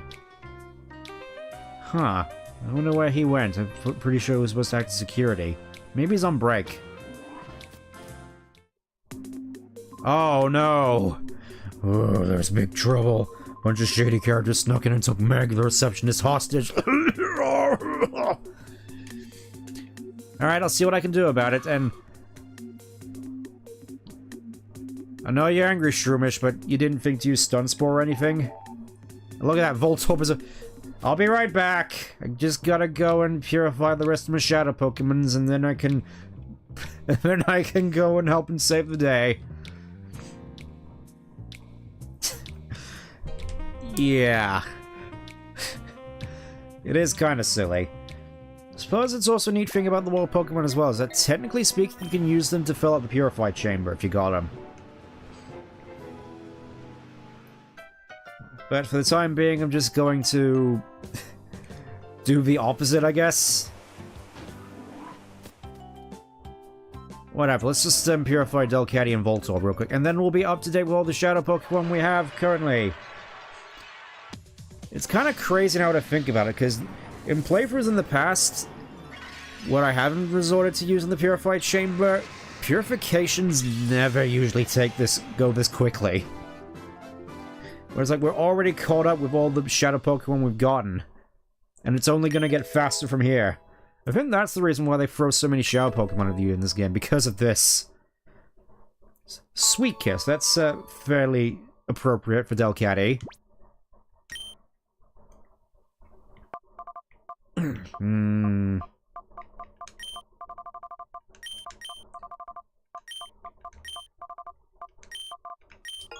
Yeah. That'll do. Yep, and we'll just get Voltorb.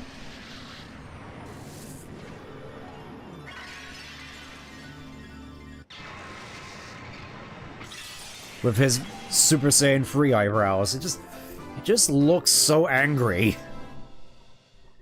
You don't really get that sort of personality from Voltorb nowadays in the more recent games. Okay, so it gets Miracle, it's pretty neat. And, again, Refresh. I guess it's pretty neat, pretty okay on Voltorb. Just get rid of Paralysis.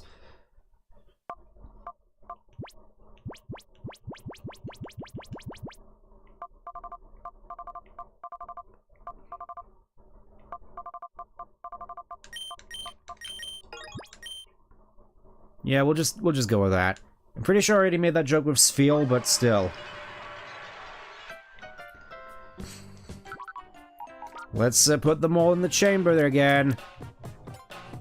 You know, weirdly enough, I don't think Voltorb's one that necessarily fits in any particular thing at this point.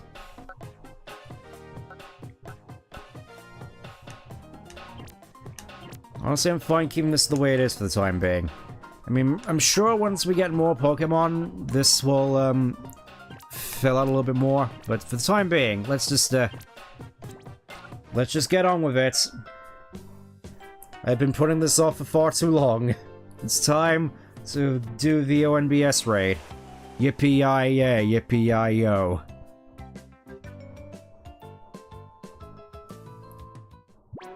No idea how the segmented Pokemon up on top of the lab works, because I don't see any, like, poles or anything just holding it up. And it looks cool, it's just, can't help but wonder how it works. For the time being, this is no time to be wondering how stuff works, like these holograms. It's time to go and rescue people, because we're the hero, and that's what heroes do. Country mode activate. Alright, let's roll. Already jumped by Cypher Grooms. Whoops, you're not going this way. I am. I'll just get to the chase of it. I am. All of me. And my Pokemon. Yeah, this is like the worst, this is like the worst matchup for my team right now, because I have two Pokemon that are weak to water. Boy, oh boy. Let's get rid of Barboach first, and then just switch into Fiora and hope that she can do something. Because I don't want Fampi to just fall over Jed.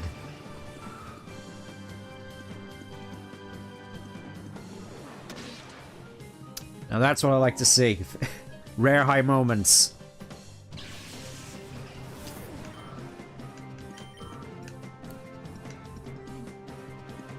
Not going for any sort of water attack. What's wrong with you, Carvana? That's like your thing, man.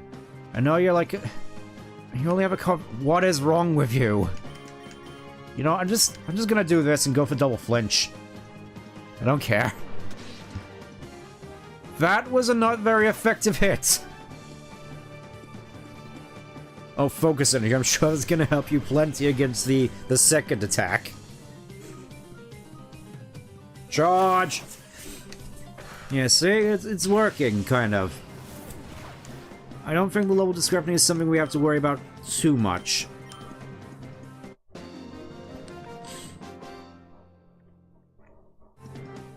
Bitten by a punk like you, yes.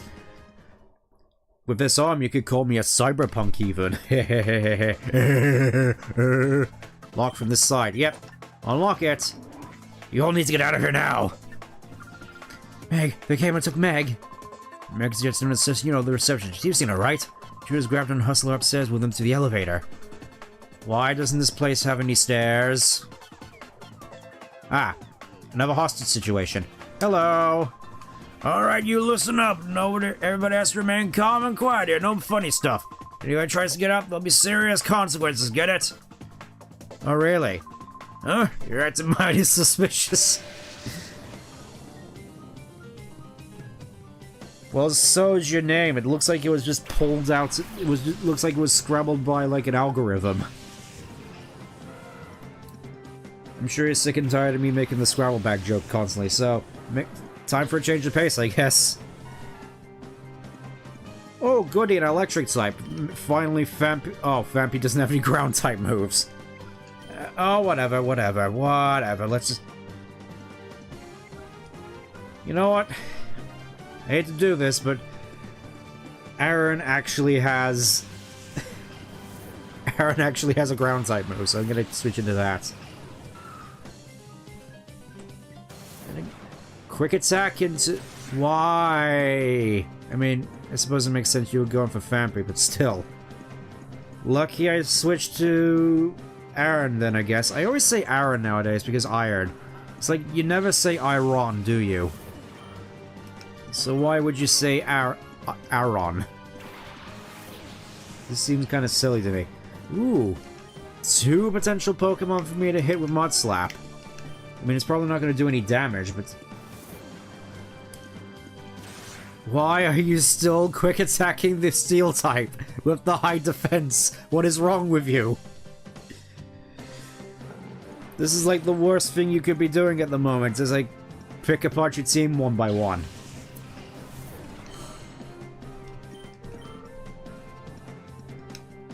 Ah, warned. Yeah, I'm just reminded of this one bootleg Pokemon card I once saw, where there was one of a Grimer, and instead of pound, they replaced the U with an R, so it spelled porned. It was just like the silliest thing. Along with another bootleg Celio card, which I'm not sure I'm allowed to, I'm not sure I'm allowed to reiterate in the, basically, the original card, I'm fairly certain the attack in it is supposed to say knock over. The bootleg card missed out the N in knock. I'll let you figure the rest out there. Hey fellas, how you doing? Saved us, thank you. You better be careful. There's so many of those cretins. I like this guy already. How you? So nothing about professionalism here. Just would have thought you'd be complaining about your agents or something. It's nice to see you're okay though. Keep up the good work. Anyways, let's go up the elevator and get to being more of a hero. Ah. I like this little bit here. It's like, wait a minute. You look mystified. You don't know how I managed to be on the elevator with you, don't you? I'll tell you what I did. I braced myself flat against the ceiling. I'm fairly certain that's very hard to do in an elevator, so it takes a lot of strength. Yeah, I guess I do have to respect it a little bit. Torkin. With the Kecleon in the Surskit. Kecleon, I think, is going to be quite an interesting case, because obviously, color change. Yeah, just generally Kecleon can be a fairly annoying Pokemon to deal with if you don't have a lot of type coverage, which, obviously, I don't. You know what? You know what? I think I may have a workaround, though. That being, Aaron, again. I'm sorry, Fampi, but you don't have a ground type move for me to take advantage of.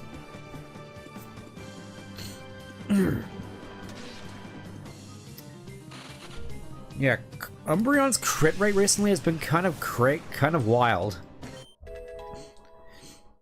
Already level 20, coming up to level 25 as well. It's like I'm fairly certain Umbreon is the level it should be at. It's just everything else is. Oh, well, there's another Shadow Pokemon. Well, that takes me back. That's like the first Shadow Pokemon you get in Colosseum, Shadow Makuhita. It's kind of weird to see it here of all places, but... I mean, I suppose, in any case, Hariyama's generally quite good.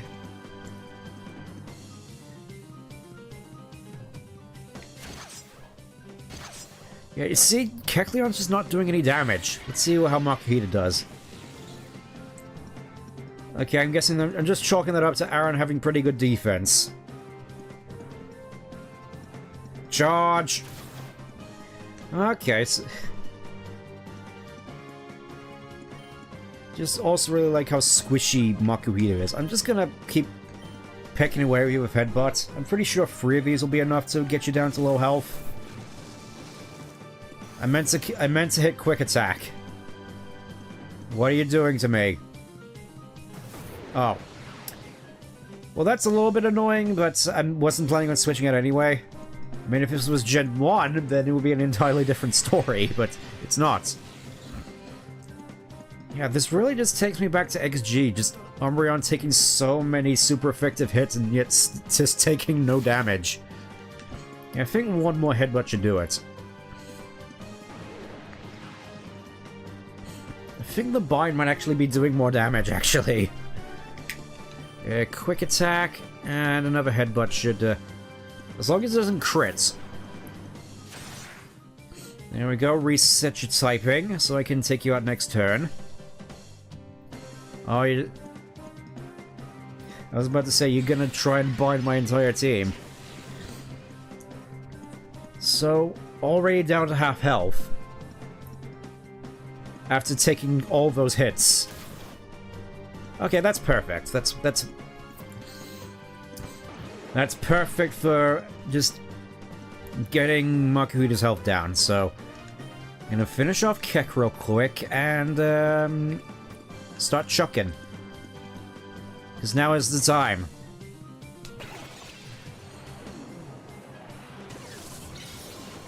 I'm hoping at the very least the Monster Ball will be enough. 1, 2, 3... Okay, good. We got Makuhita. The original Coliseum callback. And you know, since we're, I may as well keep him on the team.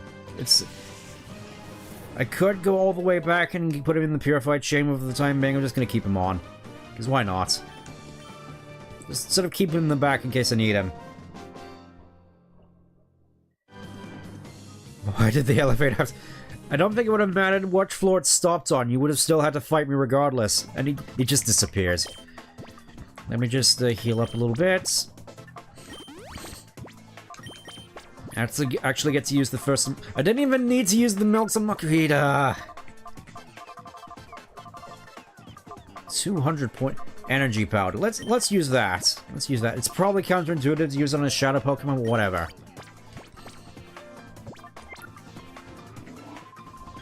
All you need to do is answer our questions and comply, you won't get hurt. Hold it, Pug, you shouldn't be snooping around as usual. Elox. No comment. Again, just... Feels like it's just a bunch of letters picked out at random. And made to make semi... I already keep making this joke. I already keep making this comment. I should probably stop. Ooh. Level 20. It's like the Pokemon here are actually starting to get a little bit more on par in terms of levels, so I'm gonna switch. I'm gonna switch over, and hopefully Aaron will be able to... Aaron's been able to tank a lot so far, so I'm confident.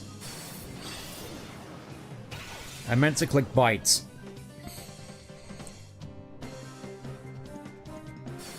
Why didn't you use Pursuit on the Phanpy if you have Pursuit? Oh, and of course you have Supersonic, why wouldn't you? Oh yeah, this is something I want to check real quick. Something I want to check. As I mud-slap the Tentacool, I think. Okay, so calling doesn't cure confusion. For some reason I thought it did.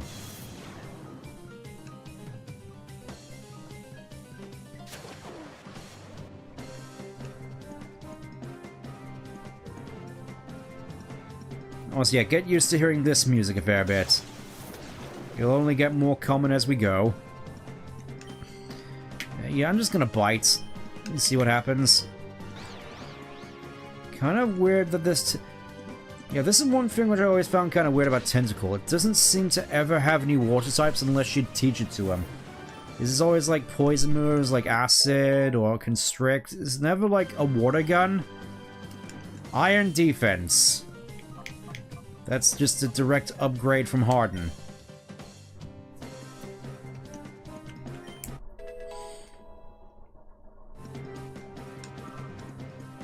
Alright, what else have you got? Chimecho. Is this a shadow as well? Chimecho's pretty rare as far as I'm aware. I guess not.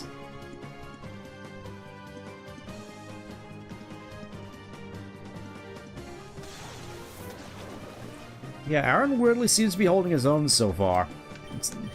I was just thinking, oh, these guys are like super low level, they're hardly gonna contribute, and yet they are. It's kind of weird. I mean, Aaron at the very least. Vampy is kind of unfortunate, just the level difference.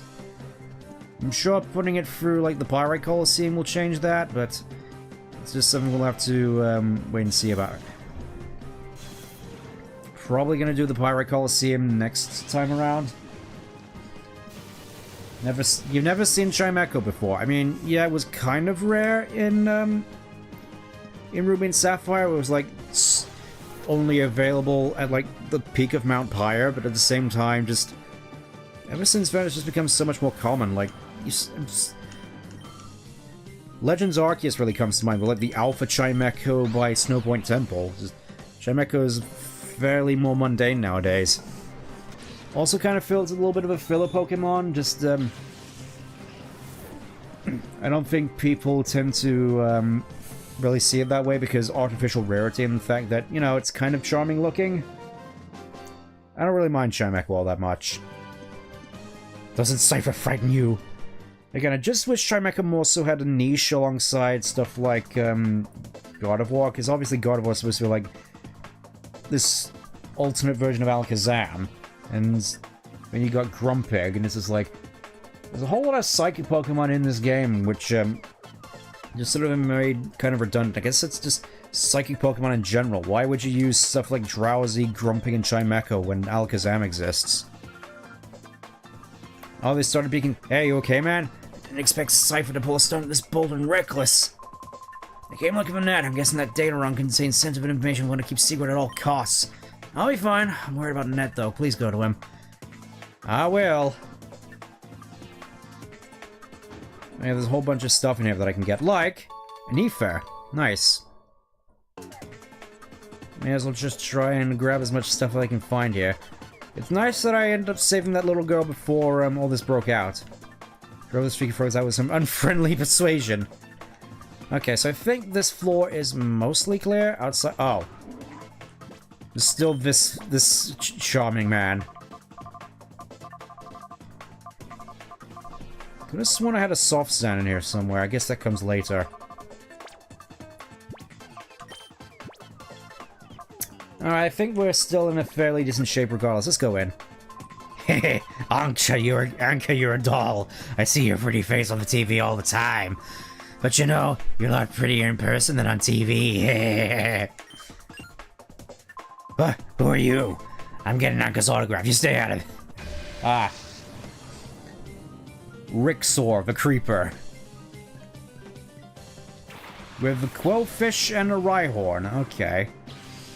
I'm just thinking, if I had a water type, this would be perfect, but I don't. Ah, well, I'm fairly certain Rhyhorn has fairly low special defense, so I can just take that one out real quick, and, again, just waiting on a ground-type move for Vampy. Like, even... I should probably take check my TMs to see if I have something like Dig, because... Again, just any ground-type move here would be tremendous. Level 15. Still no moves. This will be... I want to say this will be perfect for Vampy, but water-type, just... Whole lot of water types here, which also happen to be weak to ground. You're using Defense Call, that just means that you've opened yourself up to being bitten. Because I'm a special type in this game. See how much damage that does? Amazing. Please don't do this to my oh. Why are you constantly targeting my Umbreon? I guess we weren't kidding when Umbreon was the tank of the playthrough. Just everything just seems to be aggro towards him. I guess because higher level. When in reality, just targeting anything else will probably inconvenience me a lot more.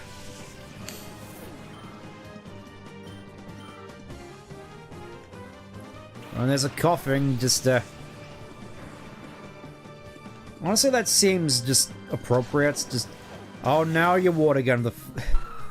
And see where that got you? See where that got you?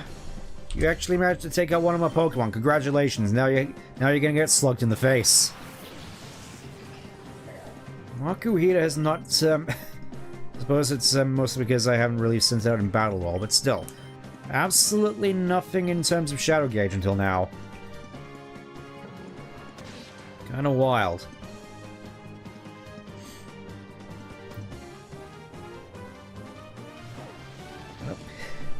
For some reason I keep getting worried about Smog, I guess because of the rare poison chance, but even then...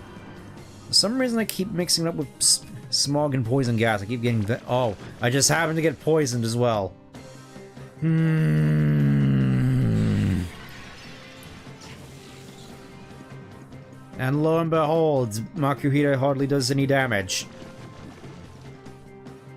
And then again, it is a coughing, so can't say I'm wholly surprised.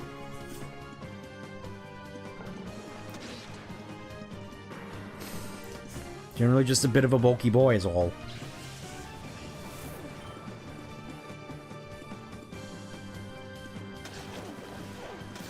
I was sort of curious, actually, to see how much less damage I'd be doing if I didn't have black glasses. And there we go. Your pluses have become minuses.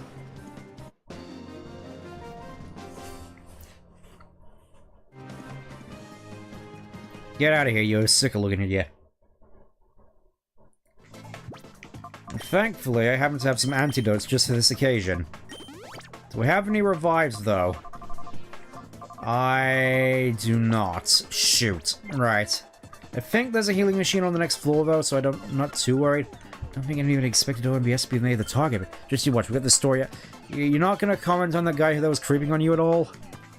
Ah, well. Also, how come you're not in the center chair? This seems kind of strange to me. Maybe it's just how my head, processes things. Anyways. Over here, I think, yeah, another Shadow Pokemon. Oh, sweetie, I was waiting for just 4. You can bring it on.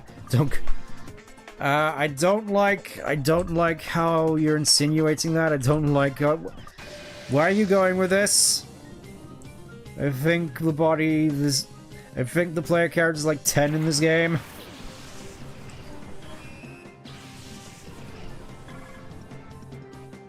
At least I hope you're not gonna make it weird.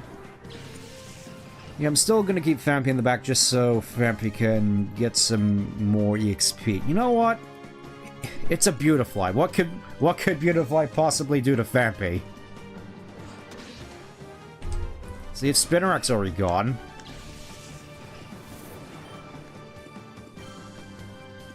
Well, I suppose he's more so a team, but you know what I mean. Okay, he has Gust. Which doesn't do anything to Fampy. It's like, finally, Fampy is engaged in a fight that he can participate in. I'm gonna use Defense Curl.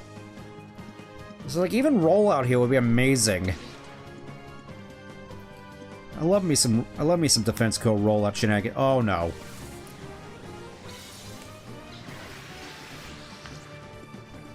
Oh, never mind, I guess. Just, apparently, Fampy is also kind of super bulky. Never mind. Would have probably been better off attacking. Yeah, I'm just gonna switch. I'm pretty certain Makuhita will be better off in this situation anyways. I'm sure Fampy will come into his own eventually. It's just gonna take a minute or two. Probably gonna need to take these two to Mount Battle to get them caught up at this rate. Yeah, that Dustox is ripping us apart, weirdly enough. I wasn't expecting these two, of all Pokemon, to be causing me trouble. I mean, Umbreon's perfectly fine here. Obviously. Let's just... I'm fairly certain I could just take care of that Beautifly real quick.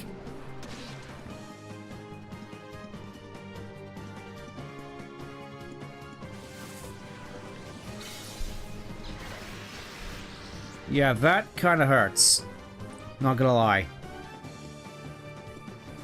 Are they both just attack? Okay, so they didn't decide to double team Makuhita for some reason. Okay. Okay, game. Whatever, just sit down. Take a seat. And Vulpix, I think... Is this what I think it is? Yes. Shadow Vulpix. You can go through the game with a Ninetales if you want. Which, you know, it's Vulpix. Obviously, it's gonna be good. Relatively speaking. It's like, just in case for some reason you didn't want, like, Houndoom or Camerupt, you can go with Ninetales.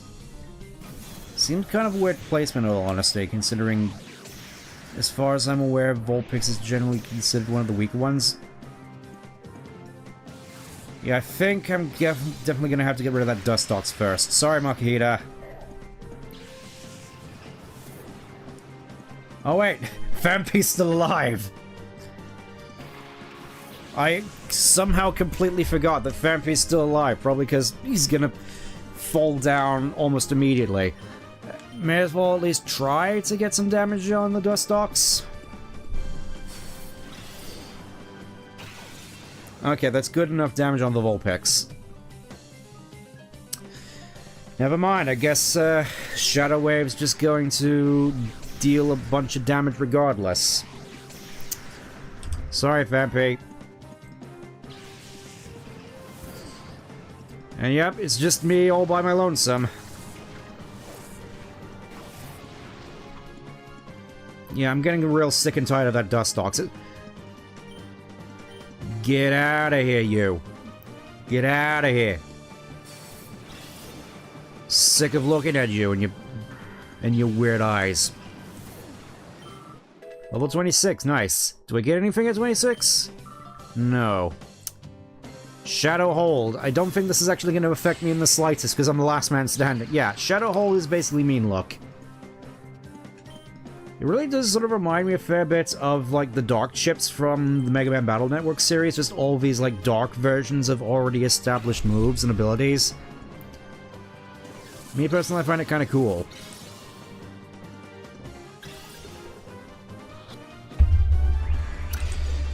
Are you gonna have to make me use one of my milks?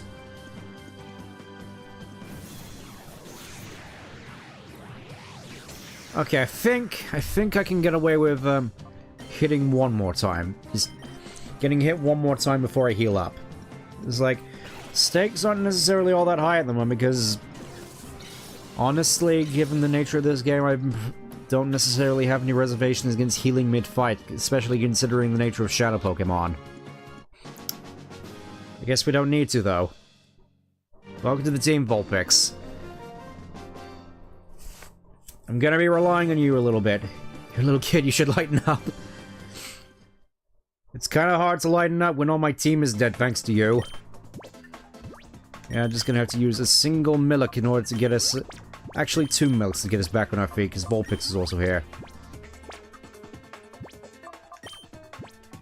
Let's have a look at Vulpix real quick. So, Flash Fire, obviously because Drought doesn't exist on Vulpix yet. Fairly mixed stats. I think it's more sort of in favor of special defense. Obviously Shadow Wave, which is special based. Special attack's a little bit higher, but they're still relatively on par. Alright, let's just keep moving. I think we're nearly there at the very least. Just need to get to the healing station. Yes! Using those milks was kind of pointless, actually. Shoot. I always do this. I always do this. I keep thinking that there's something between me and the health, and there usually isn't. Whatever, it's time to be a hero. Oh, now you give me a revive game. Much appreciated. Even though there's a healing machine already right there. You lot want people to you and you'll be sorry. I don't think Dilly was expecting me. At least that sounds relatively normal, just Dilly. I don't think this one has any shadow Pokemon though, it's just normals. Just basically, I think this goes for Coliseum as well. Any Cypher Peons or Cypher members you find off the beaten path usually don't have shadow Pokemon. If they have shadow Pokemon, you're going in the right direction. I'm gonna switch over to Aaron, actually, just because Mud Slap. If Phanpy had Mud Slap at the very least, I'd be more inclined to keep them in.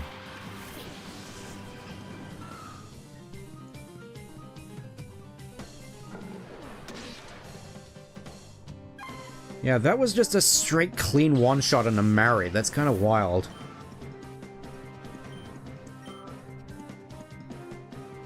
And Loftus, the most pointless Pokemon in the game. Just looking at this thing kind of ticks me off. Oh, this is something that might... Oh wait, the cold feature is in this game, so I don't have to worry in the slightest. I could just completely ignore the mechanics of Yawn in order to do more damage. Because the way Yawn works is that you're basically forced to switch out or fall asleep, so... Yawn is a fairly decently... Oh. So you're just gonna Yawn my entire team twice. Okay. I meant to hit Gulpin. Yeah, and at the end of the turn, Umbreon just falls asleep. But, I have the call mechanic here, which I think... Correct me if I'm wrong. Yeah. It basically acts as a free awakening, so there's no reason to have them in your inventory at all. Feels like a bit of an oversight, if you ask me. Just... It's like in Gen 1, when... Why would you use Awakenings when you could just use the Pokéflute mid-battle? Obviously, I couldn't showcase it off in Yellow Legacy because that was set up so you couldn't use items in battle, but yeah, in normal cases, including in the Gen 3 remakes at the very least, you can use the Pokéflute as an Awakening in the middle of a fight.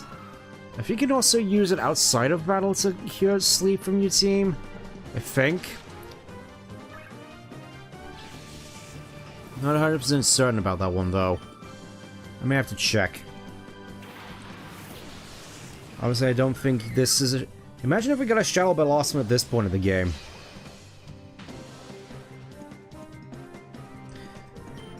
Yeah, I'm kind of sick and tired of your antics, Gulpin. Your Yawn stuff is getting old. It's time for you to go.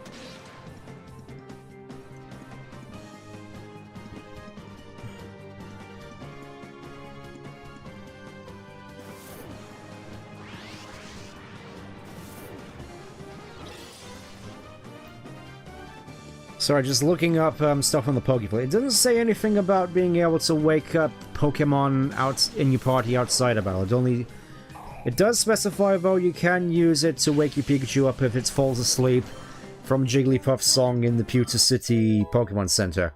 Like, that specific interaction I think is pretty neat, but not being able to use it outside of battle kind of sucks. I mean, then again, you can just use a Pokemon Center, but again, also just, you know, sometimes you don't have a Pokemon Center on hand. So it would be nice that this thing in your this thing in your inventory that can awake Pokemon can sleep in battle could also do it outside of battle.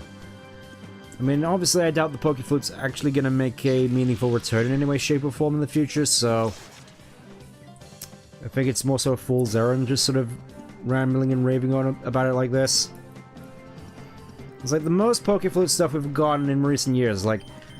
Let's say recent, there was the Pokeflute stuff in X and Y, because nostalgia pandering, there was the Snorlax in Let's Go Pikachu and Eevee, and I think that's about it.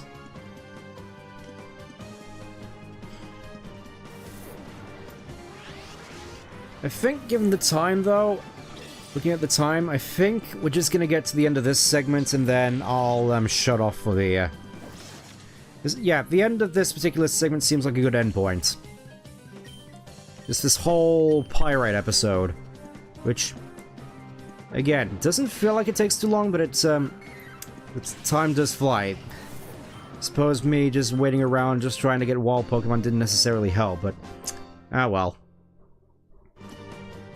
You threw me off my battle plan. Obviously, it doesn't help that I'm going out of my way to fight everyone, because, again, I want experience from a Phanpy. And Umbreon, obviously, because Umbreon probably needs a whole bunch of experience. Just to become the anchor that I need him to be. Oh, hello. Hey now, this is where I keep our props. We can't have you getting hurt some... He's even doing this to the Cypher peons. The nerve of this guy. Anyways, let's see what you have. That just sounds like a clunky name to pronounce. Edlos.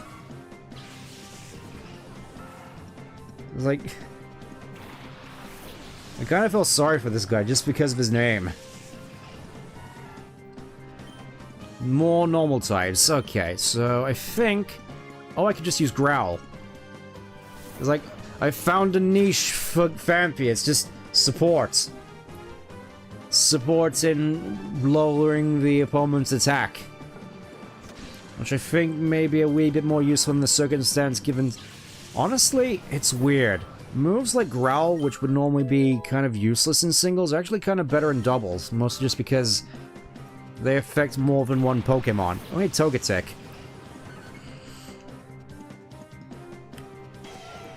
And the fact that this this attack drop also basically technically counts as an attack, as a defense boost for your teammate. Yeah, I generally think outside of certain circumstances, you're probably better off running stuff like Growl over Harden, at least in the early game, until you get like in stuff with which has Intimidate. In which case, you could just send out attack drops for free. Look at this. It's like, you thought Umbreon was tanky before. Now think again. Yeah, I could just probably do some little bit of chip damage in the meantime. They're suitably weakened. There goes good old Furry. Sorry, buddy. Oh, seriously, yeah, this... It's like the... Phanpy and Umbreon are like 10 levels apart. It's like the discrepancy is kind of maddening. Met some Pokemon have some silly... Yeah, I do like a lot of the animations in this game. There's just so much character here. As many people have already pointed out. Let's go for another Growl. Because I'm not sure... Quick Attack? Yeah, I have no idea what this Deliberte's gonna do. Because obviously, I'd expect it to use Ice-type moves, but it isn't for some reason. Like, you could just throw out a Powder Snow and just one-shot Phanpy at the moment. Instead of just running Quick Attack for some reason. Okay, Sweet Kiss. I was gonna say that's a smart thing to do in this situation, but it missed, so it doesn't even matter. Let's see, are you finally gonna go for the Ice move? Are you remembering you're an Ice-type Delibird? Icy Wind, good enough. I mean, obviously bad for me, but still. Speed drop doesn't necessarily matter for Umbreon. Ooh, that's not so bad, actually. Go get him, Phanpy. Yeah, your first kill. I'm so proud of him. 27. Yeah, and we can just quickly wrap this up. We're done here. Wrap it up. Bye, Togetic. Level 17. Oh, Flail. It's like, oh, are you finally gonna get like a... I'm gonna get rid of Odor Sleuth. It doesn't seem all that useful here. It's like, oh, you're finally gonna get something like Mud Slap or Rollout? No, Flail. Yeah, I kind of feel bad about Phanpy in that regard, and the fact that its level up moves just aren't that great. Yeah, piece of... Alright, can I get the thing now? Heck yeah, HP up. I'm gonna give that to Umbreon, because obviously... It's like... Being bulky is Umbreon's bread, butter, jam, and cream. So obviously I'm gonna make him... Ooh, what's... Phanpy picked up something. What's Phanpy got in his pocket? Another antidote, nice. I keep forgetting to look for pickup.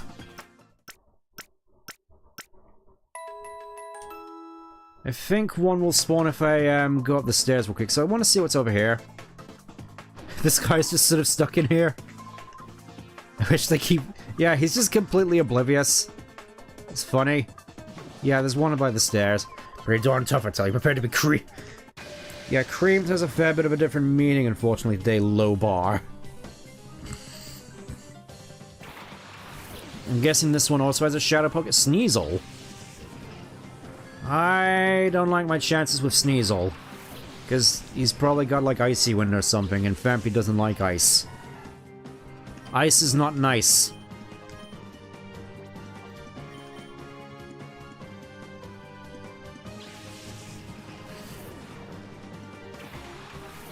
I'm hoping at the very least Steel will be good enough here.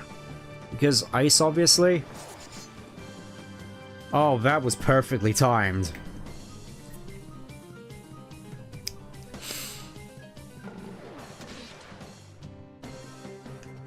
And look at that, we're actually finding bulkier Pokemon that can withstand Crunch. I say that, and well, let's say Crunch, I mean Bite. But then again, I could just finish up with Quick Attack. These guys are just not having a good day, are they? Just why can we not do any damage?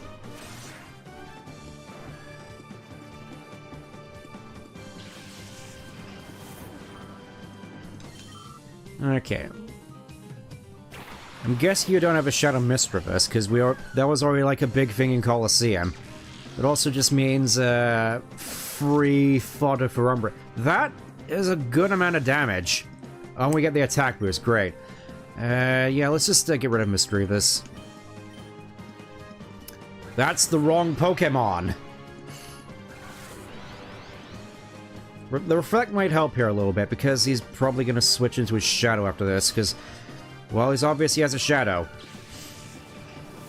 Alright, what's it gonna be? What's it gonna be? Duskull. You know, Duskull's pretty cool, actually. I like Duskull. Also quite, fairly defensive in this game, so I'm not too worried, because... Oh, never mind, I just Reflect anyway. Kinda weird to see Reflect on, Duskull. Also, I'm not certain I can do anything to this without knocking it out. I think it has Levitate. Shoot. I'm just gonna try Metal Claw again. Duskull's pretty neat. Also, nice to see you finally made it near the end of the stream, though. We're just making our way up this tall, tall building.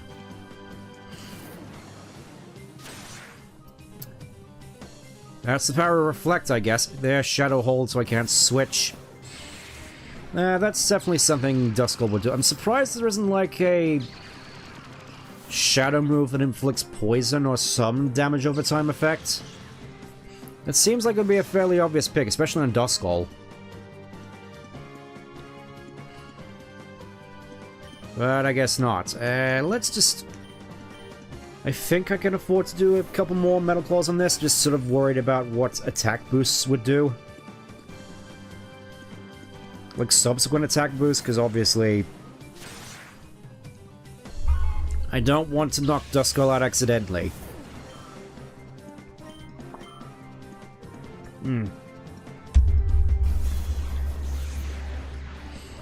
It's so weird nowadays to see Duskull being depicted as a special attacker, considering Dusclops exists. I mean, not Dusclops, Dusknoir, with his big man hands that just punch everything in the face.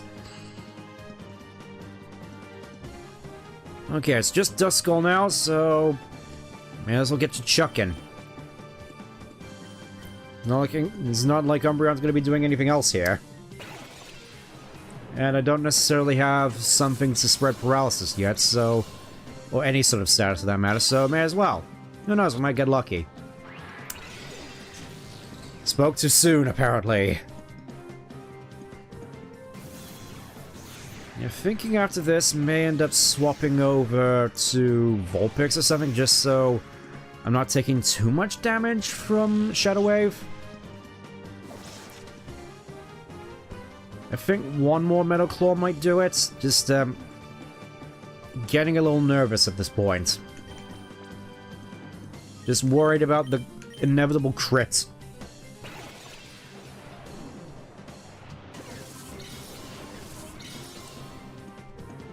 Here's your chance for Duskull, don't let me down.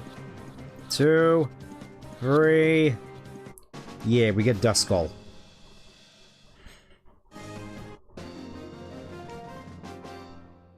Heck yeah.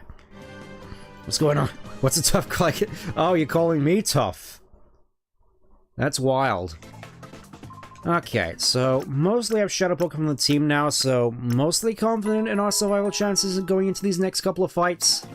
There is one Pokemon here that I definitely want to get beforehand, so I'm going to save. We've been at this for like 2 hours. Also, wow, just surprised how quickly it saves. Oh, Stent. These guys suddenly came here and they're really mean. Oh, really mean, you say. That's one way of putting it. I tried to make them stop, but by what? Just raising your voice at them? That's not gonna work. You gotta be assertive, you gotta be violent.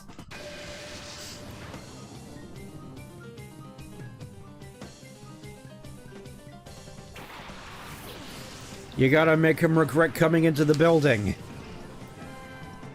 Okay, this guy looks a little bit tougher. You know, Kadabra, Flappy, finally starting to step it up a little bit. I appreciate it.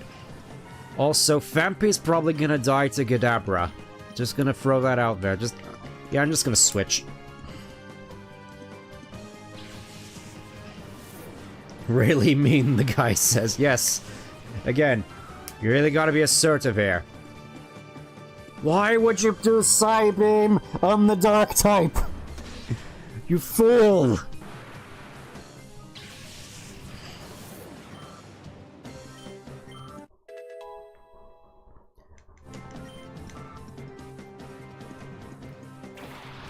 Still though, Vigoroth. That's a fairly cool Pokemon. It's nice to see some Pokemon that are actually tough here for once. I'm just gonna slap that Flappy a little bit. I'm gonna get some dirt in your wool.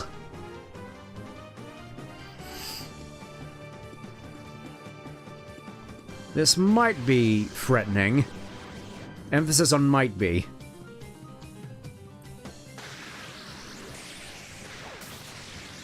Okay. Maybe swapping off of Fampi may have been a mistake in that regard. Oh well. It probably doesn't matter. That's no damage. The accuracy drop's nice though. Let me just get rid of Vigoroth. You know, let's double team just so we can hit the Pokemon that comes out next. Because I think I know what it is. I think I know what it is. Wait for it. Yep. Ralts. And it's a Shadow. Shadow Ralts. This is the other mainstay of the party alongside Umbreon for obvious reasons. Part of me would have preferred if Ralts came a little bit earlier, but I'm still happy he's here. Correction, she's here. Just hoping at the very least decent nature behind that. I think I can afford to just keep spamming Mud Slap here. Yeah, Fluffy's just going to be a... Ooh, I was about to say that's Shockwave, but it isn't. Shadow Wave. Still not that much damage, and for... Oh.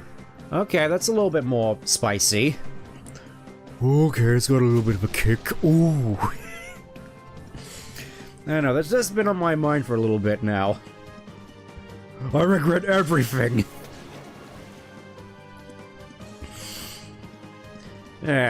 Well... Weird thing is that I don't think shadow moves are affected by accuracy. At least I don't think. I suppose this might be a good experiment to see if Shadow Wave can in fact miss. And it's a shame that Synchronized didn't pass over to Ralts. That would have been rather helpful. Well, at the very least, Fampi's catching up in terms of levels, but still, Umbreon is just so far ahead. Ooh, okay, it's got a little bit of a kick. Let's send out Fampi next. Because I feel that Tackle is going to do very little damage. And we may as well get to chucking. May as well get to chucking.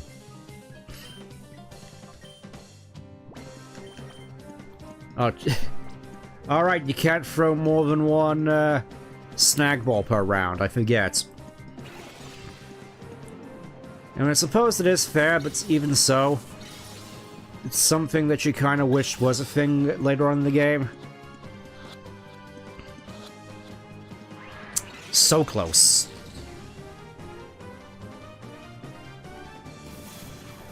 Yeah, it feels as though those accuracy drops aren't really doing anything. Also, yeah. Okay, let's go to a little bit of a kick. Ooh. Yeah, I'm not sure I really like my odds of not knocking it out at this point, so I think I'm gonna swap over to Duskull. Because I think a Shadow Pokemon would be better at doing chip damage in this situation. This is why it's nice to have a Shadow Pokemon on side, just so you're taking less damage and softening them up a little bit easier so you can catch it. Well, there we go, we got Ralts. That's being glued onto the team once this is over. You know what? I'm just for good measure, I'm gonna go back right now and get Ralts on the team. We're pretty much at the end of this whole section anyways. Thanks for helping me. Those creeps suddenly showed up and drove me away from my lookout spot. From France. Ah. Well, welcome to the stream regardless. Thanks for stopping by. Shoot. I didn't have a contingency for the friendship hearing. Yep, they took this out. Yep, obviously gotta take this. They've taken Meg hostage and we gotta get in there. But first, I need to go and get Ralts. Because obviously, why wouldn't I? I'm probably gonna kick Makuhito off the team for this, just because, in terms of the lineup, I like Vulpix and Duskull more.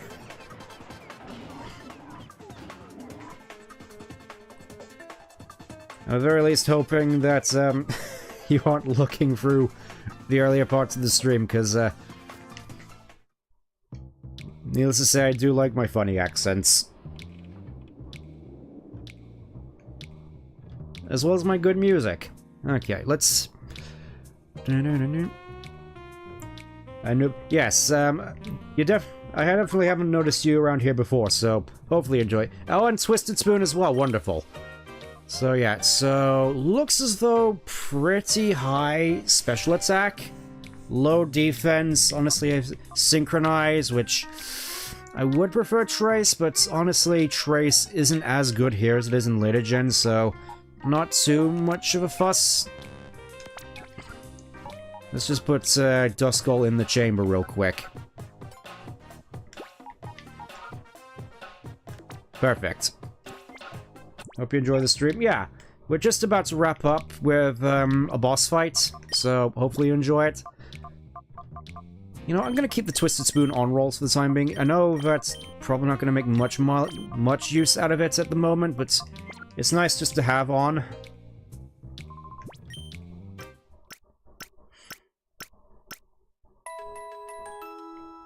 Also thinking probably going to spend a fair bit of time off stream just purifying the rest of these Shadow Pokemon, so don't be surprised if the team looks a wee bit different when we come back next time, but that can wait. For now, boss time. Because obviously with a raid like this there has to be a leader to it, so let's go and fight the leader.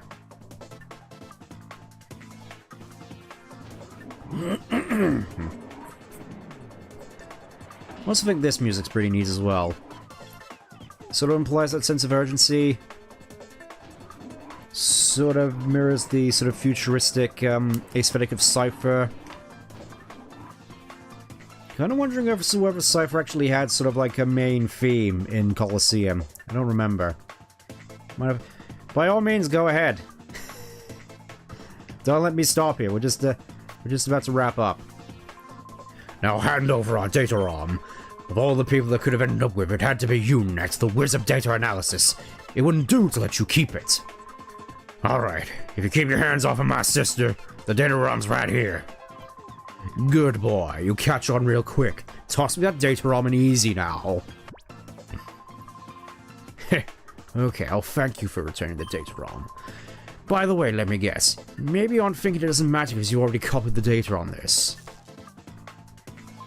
Captain, we finished completely scrubbing the data from OMBS's servers. It's all gone. Oh. It's like they're actually competent. For once. What? That's why I'm not worried. It's heartbreaking, isn't it? Well, thanks for being such a great host, but we got to go. Here's your sister back. Net. Meg, you alright? Watches me swagger into the room like the hero I am. Huh? What are you doing there, punk? I hate to be rude, but I got no time to lose. Get out of my way. No. Cypher to Exile. Well, Exile seems like a fairly, threatening name. Just... Commander. It's just like being back in Gen 1 where they had to abbreviate all the names for the stuff. It's adorable. Anyways, let's see how good Roltz is here. Obviously, you can just delete that giraffe rig real quick.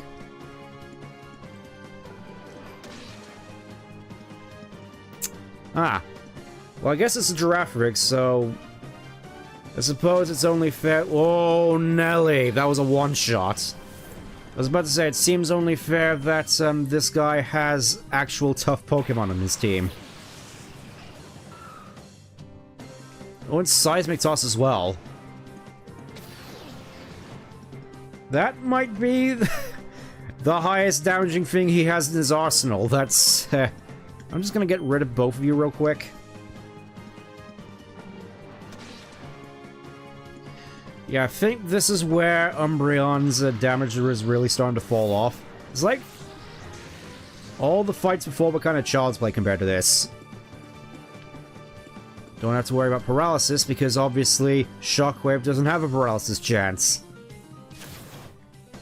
Favorite Pokemon is Delphox? Yeah, I quite like Delphox as well. I mean, obviously my favorite Pokemon we're going to be seeing later on in this playthrough. And... already bringing out the Shadow Pokemon. Okay, yeah. Sorry to spoil that Morwell is the Shadow Pokemon. And it hits surprisingly hard. Oh, and it has Intimidate. Nice. I mean, obviously it doesn't necessarily affect Umbreon, but, you know, just to be safe, I'm gonna bring out Duskull. Just to be on the safe side. Because I'm fairly certain its Shadow moves are going to hurt.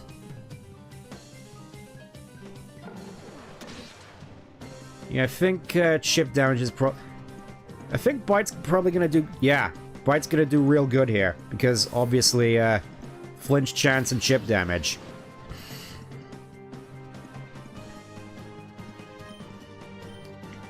So, may as well keep... Shadow Wave as well, even more chip damage. It's like, this is going surprisingly smoothly so far. Then again, he hasn't been able to throw his old weight around. Like, right now... yeah, Duskull was definitely the right call there.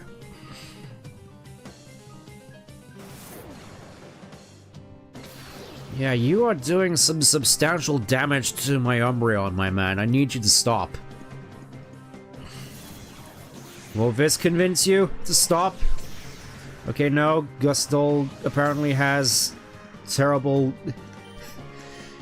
yeah, I'm definitely gonna have to get rid of that Loudred right now. He says, you're doing too much damage, sir. I can't afford to have you knock out my Umbreon right now. Even if your fainting animation is kind of groovy. 100... oh, Raichu. I was about to say 100 health. Shadow Rush. Ooh. That's still doing a substantial... oh, he's level 19, no wonder. What's Morwell's level look like? I haven't been paying too much attention. 23, yeah, that's pretty tough. 22, right. So there's the level difference in there as well. Okay, I think what I'm gonna do is I'm gonna cheese this a little bit. I'm gonna do the Cardinal Sin, because I'd like to make it through this.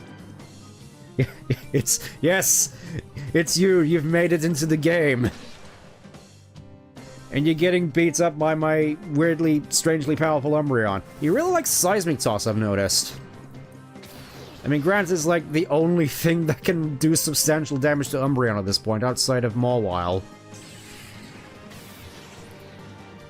Like, that is scary damage. Considering it's Duskull, so high defense and not very effective. Just... yeah, Morwell at this point in the game is kind of scary. Love his yeah. Again, missing these animations in the later games. Oh, now you turn your attention to me, finally. What kept you? Okay, how are we doing in terms of damage? Still a little ways over half. Favorite generation is Gen 6. Ah. Yeah, I can definitely see that. Just may as well just get that out of the way. Just I remember from playing it and fair few retrospectives I've seen of X and Y about it being really quite flawed. It's kind of a shame, really, because there is a lot about Gen 6 that I like. It's just a shame that most of it you can just play in harass and not really bother with X and Y. It's a shame as well, because obviously X and Y, as far as I can tell, were incredibly rushed, which sort of goes to show even back then, in 2013, they were constantly just rushing games out the door. It's kind of sad, really, now to think about it, but...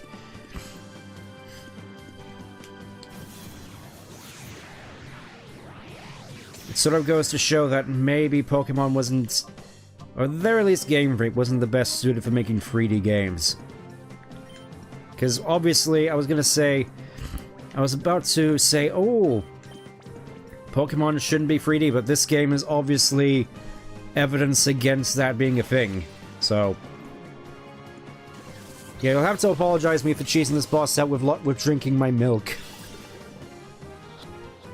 You know, drinking my milk, eating my prayers, and saying my vitamins.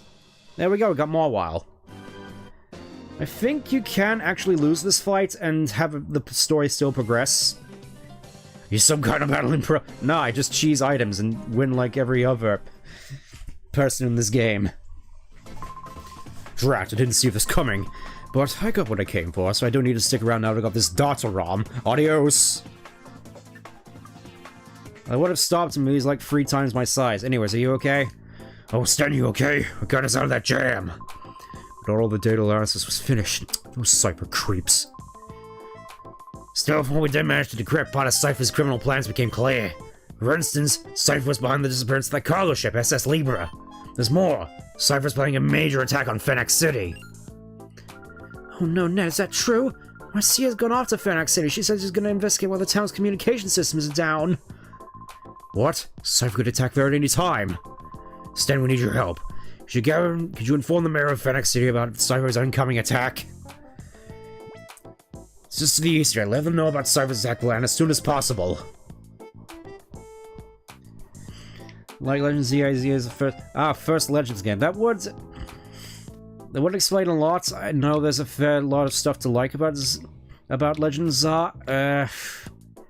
again, I'd probably be more inclined to try it out were it not so expensive. That's sort of my stance on it, just the price tag is a little bit steep for me. I mean, obviously I know I'm one who's not exactly known for making good business and financial decisions, but even so, kind of feel I have to draw the line somewhere. Anyways, I think this is going to be a good place to wrap up the time being, so I'm probably going to go off and, oh, hey buddy. Still find it kind of funny to just see him standing behind that big desk. Anyways, I'm going to go off and, try and level up and purify a fair bit of the team some more. And, then we'll be back with, hopefully, a bit of a refurbished team and the capabilities to really progress into Fennec, so...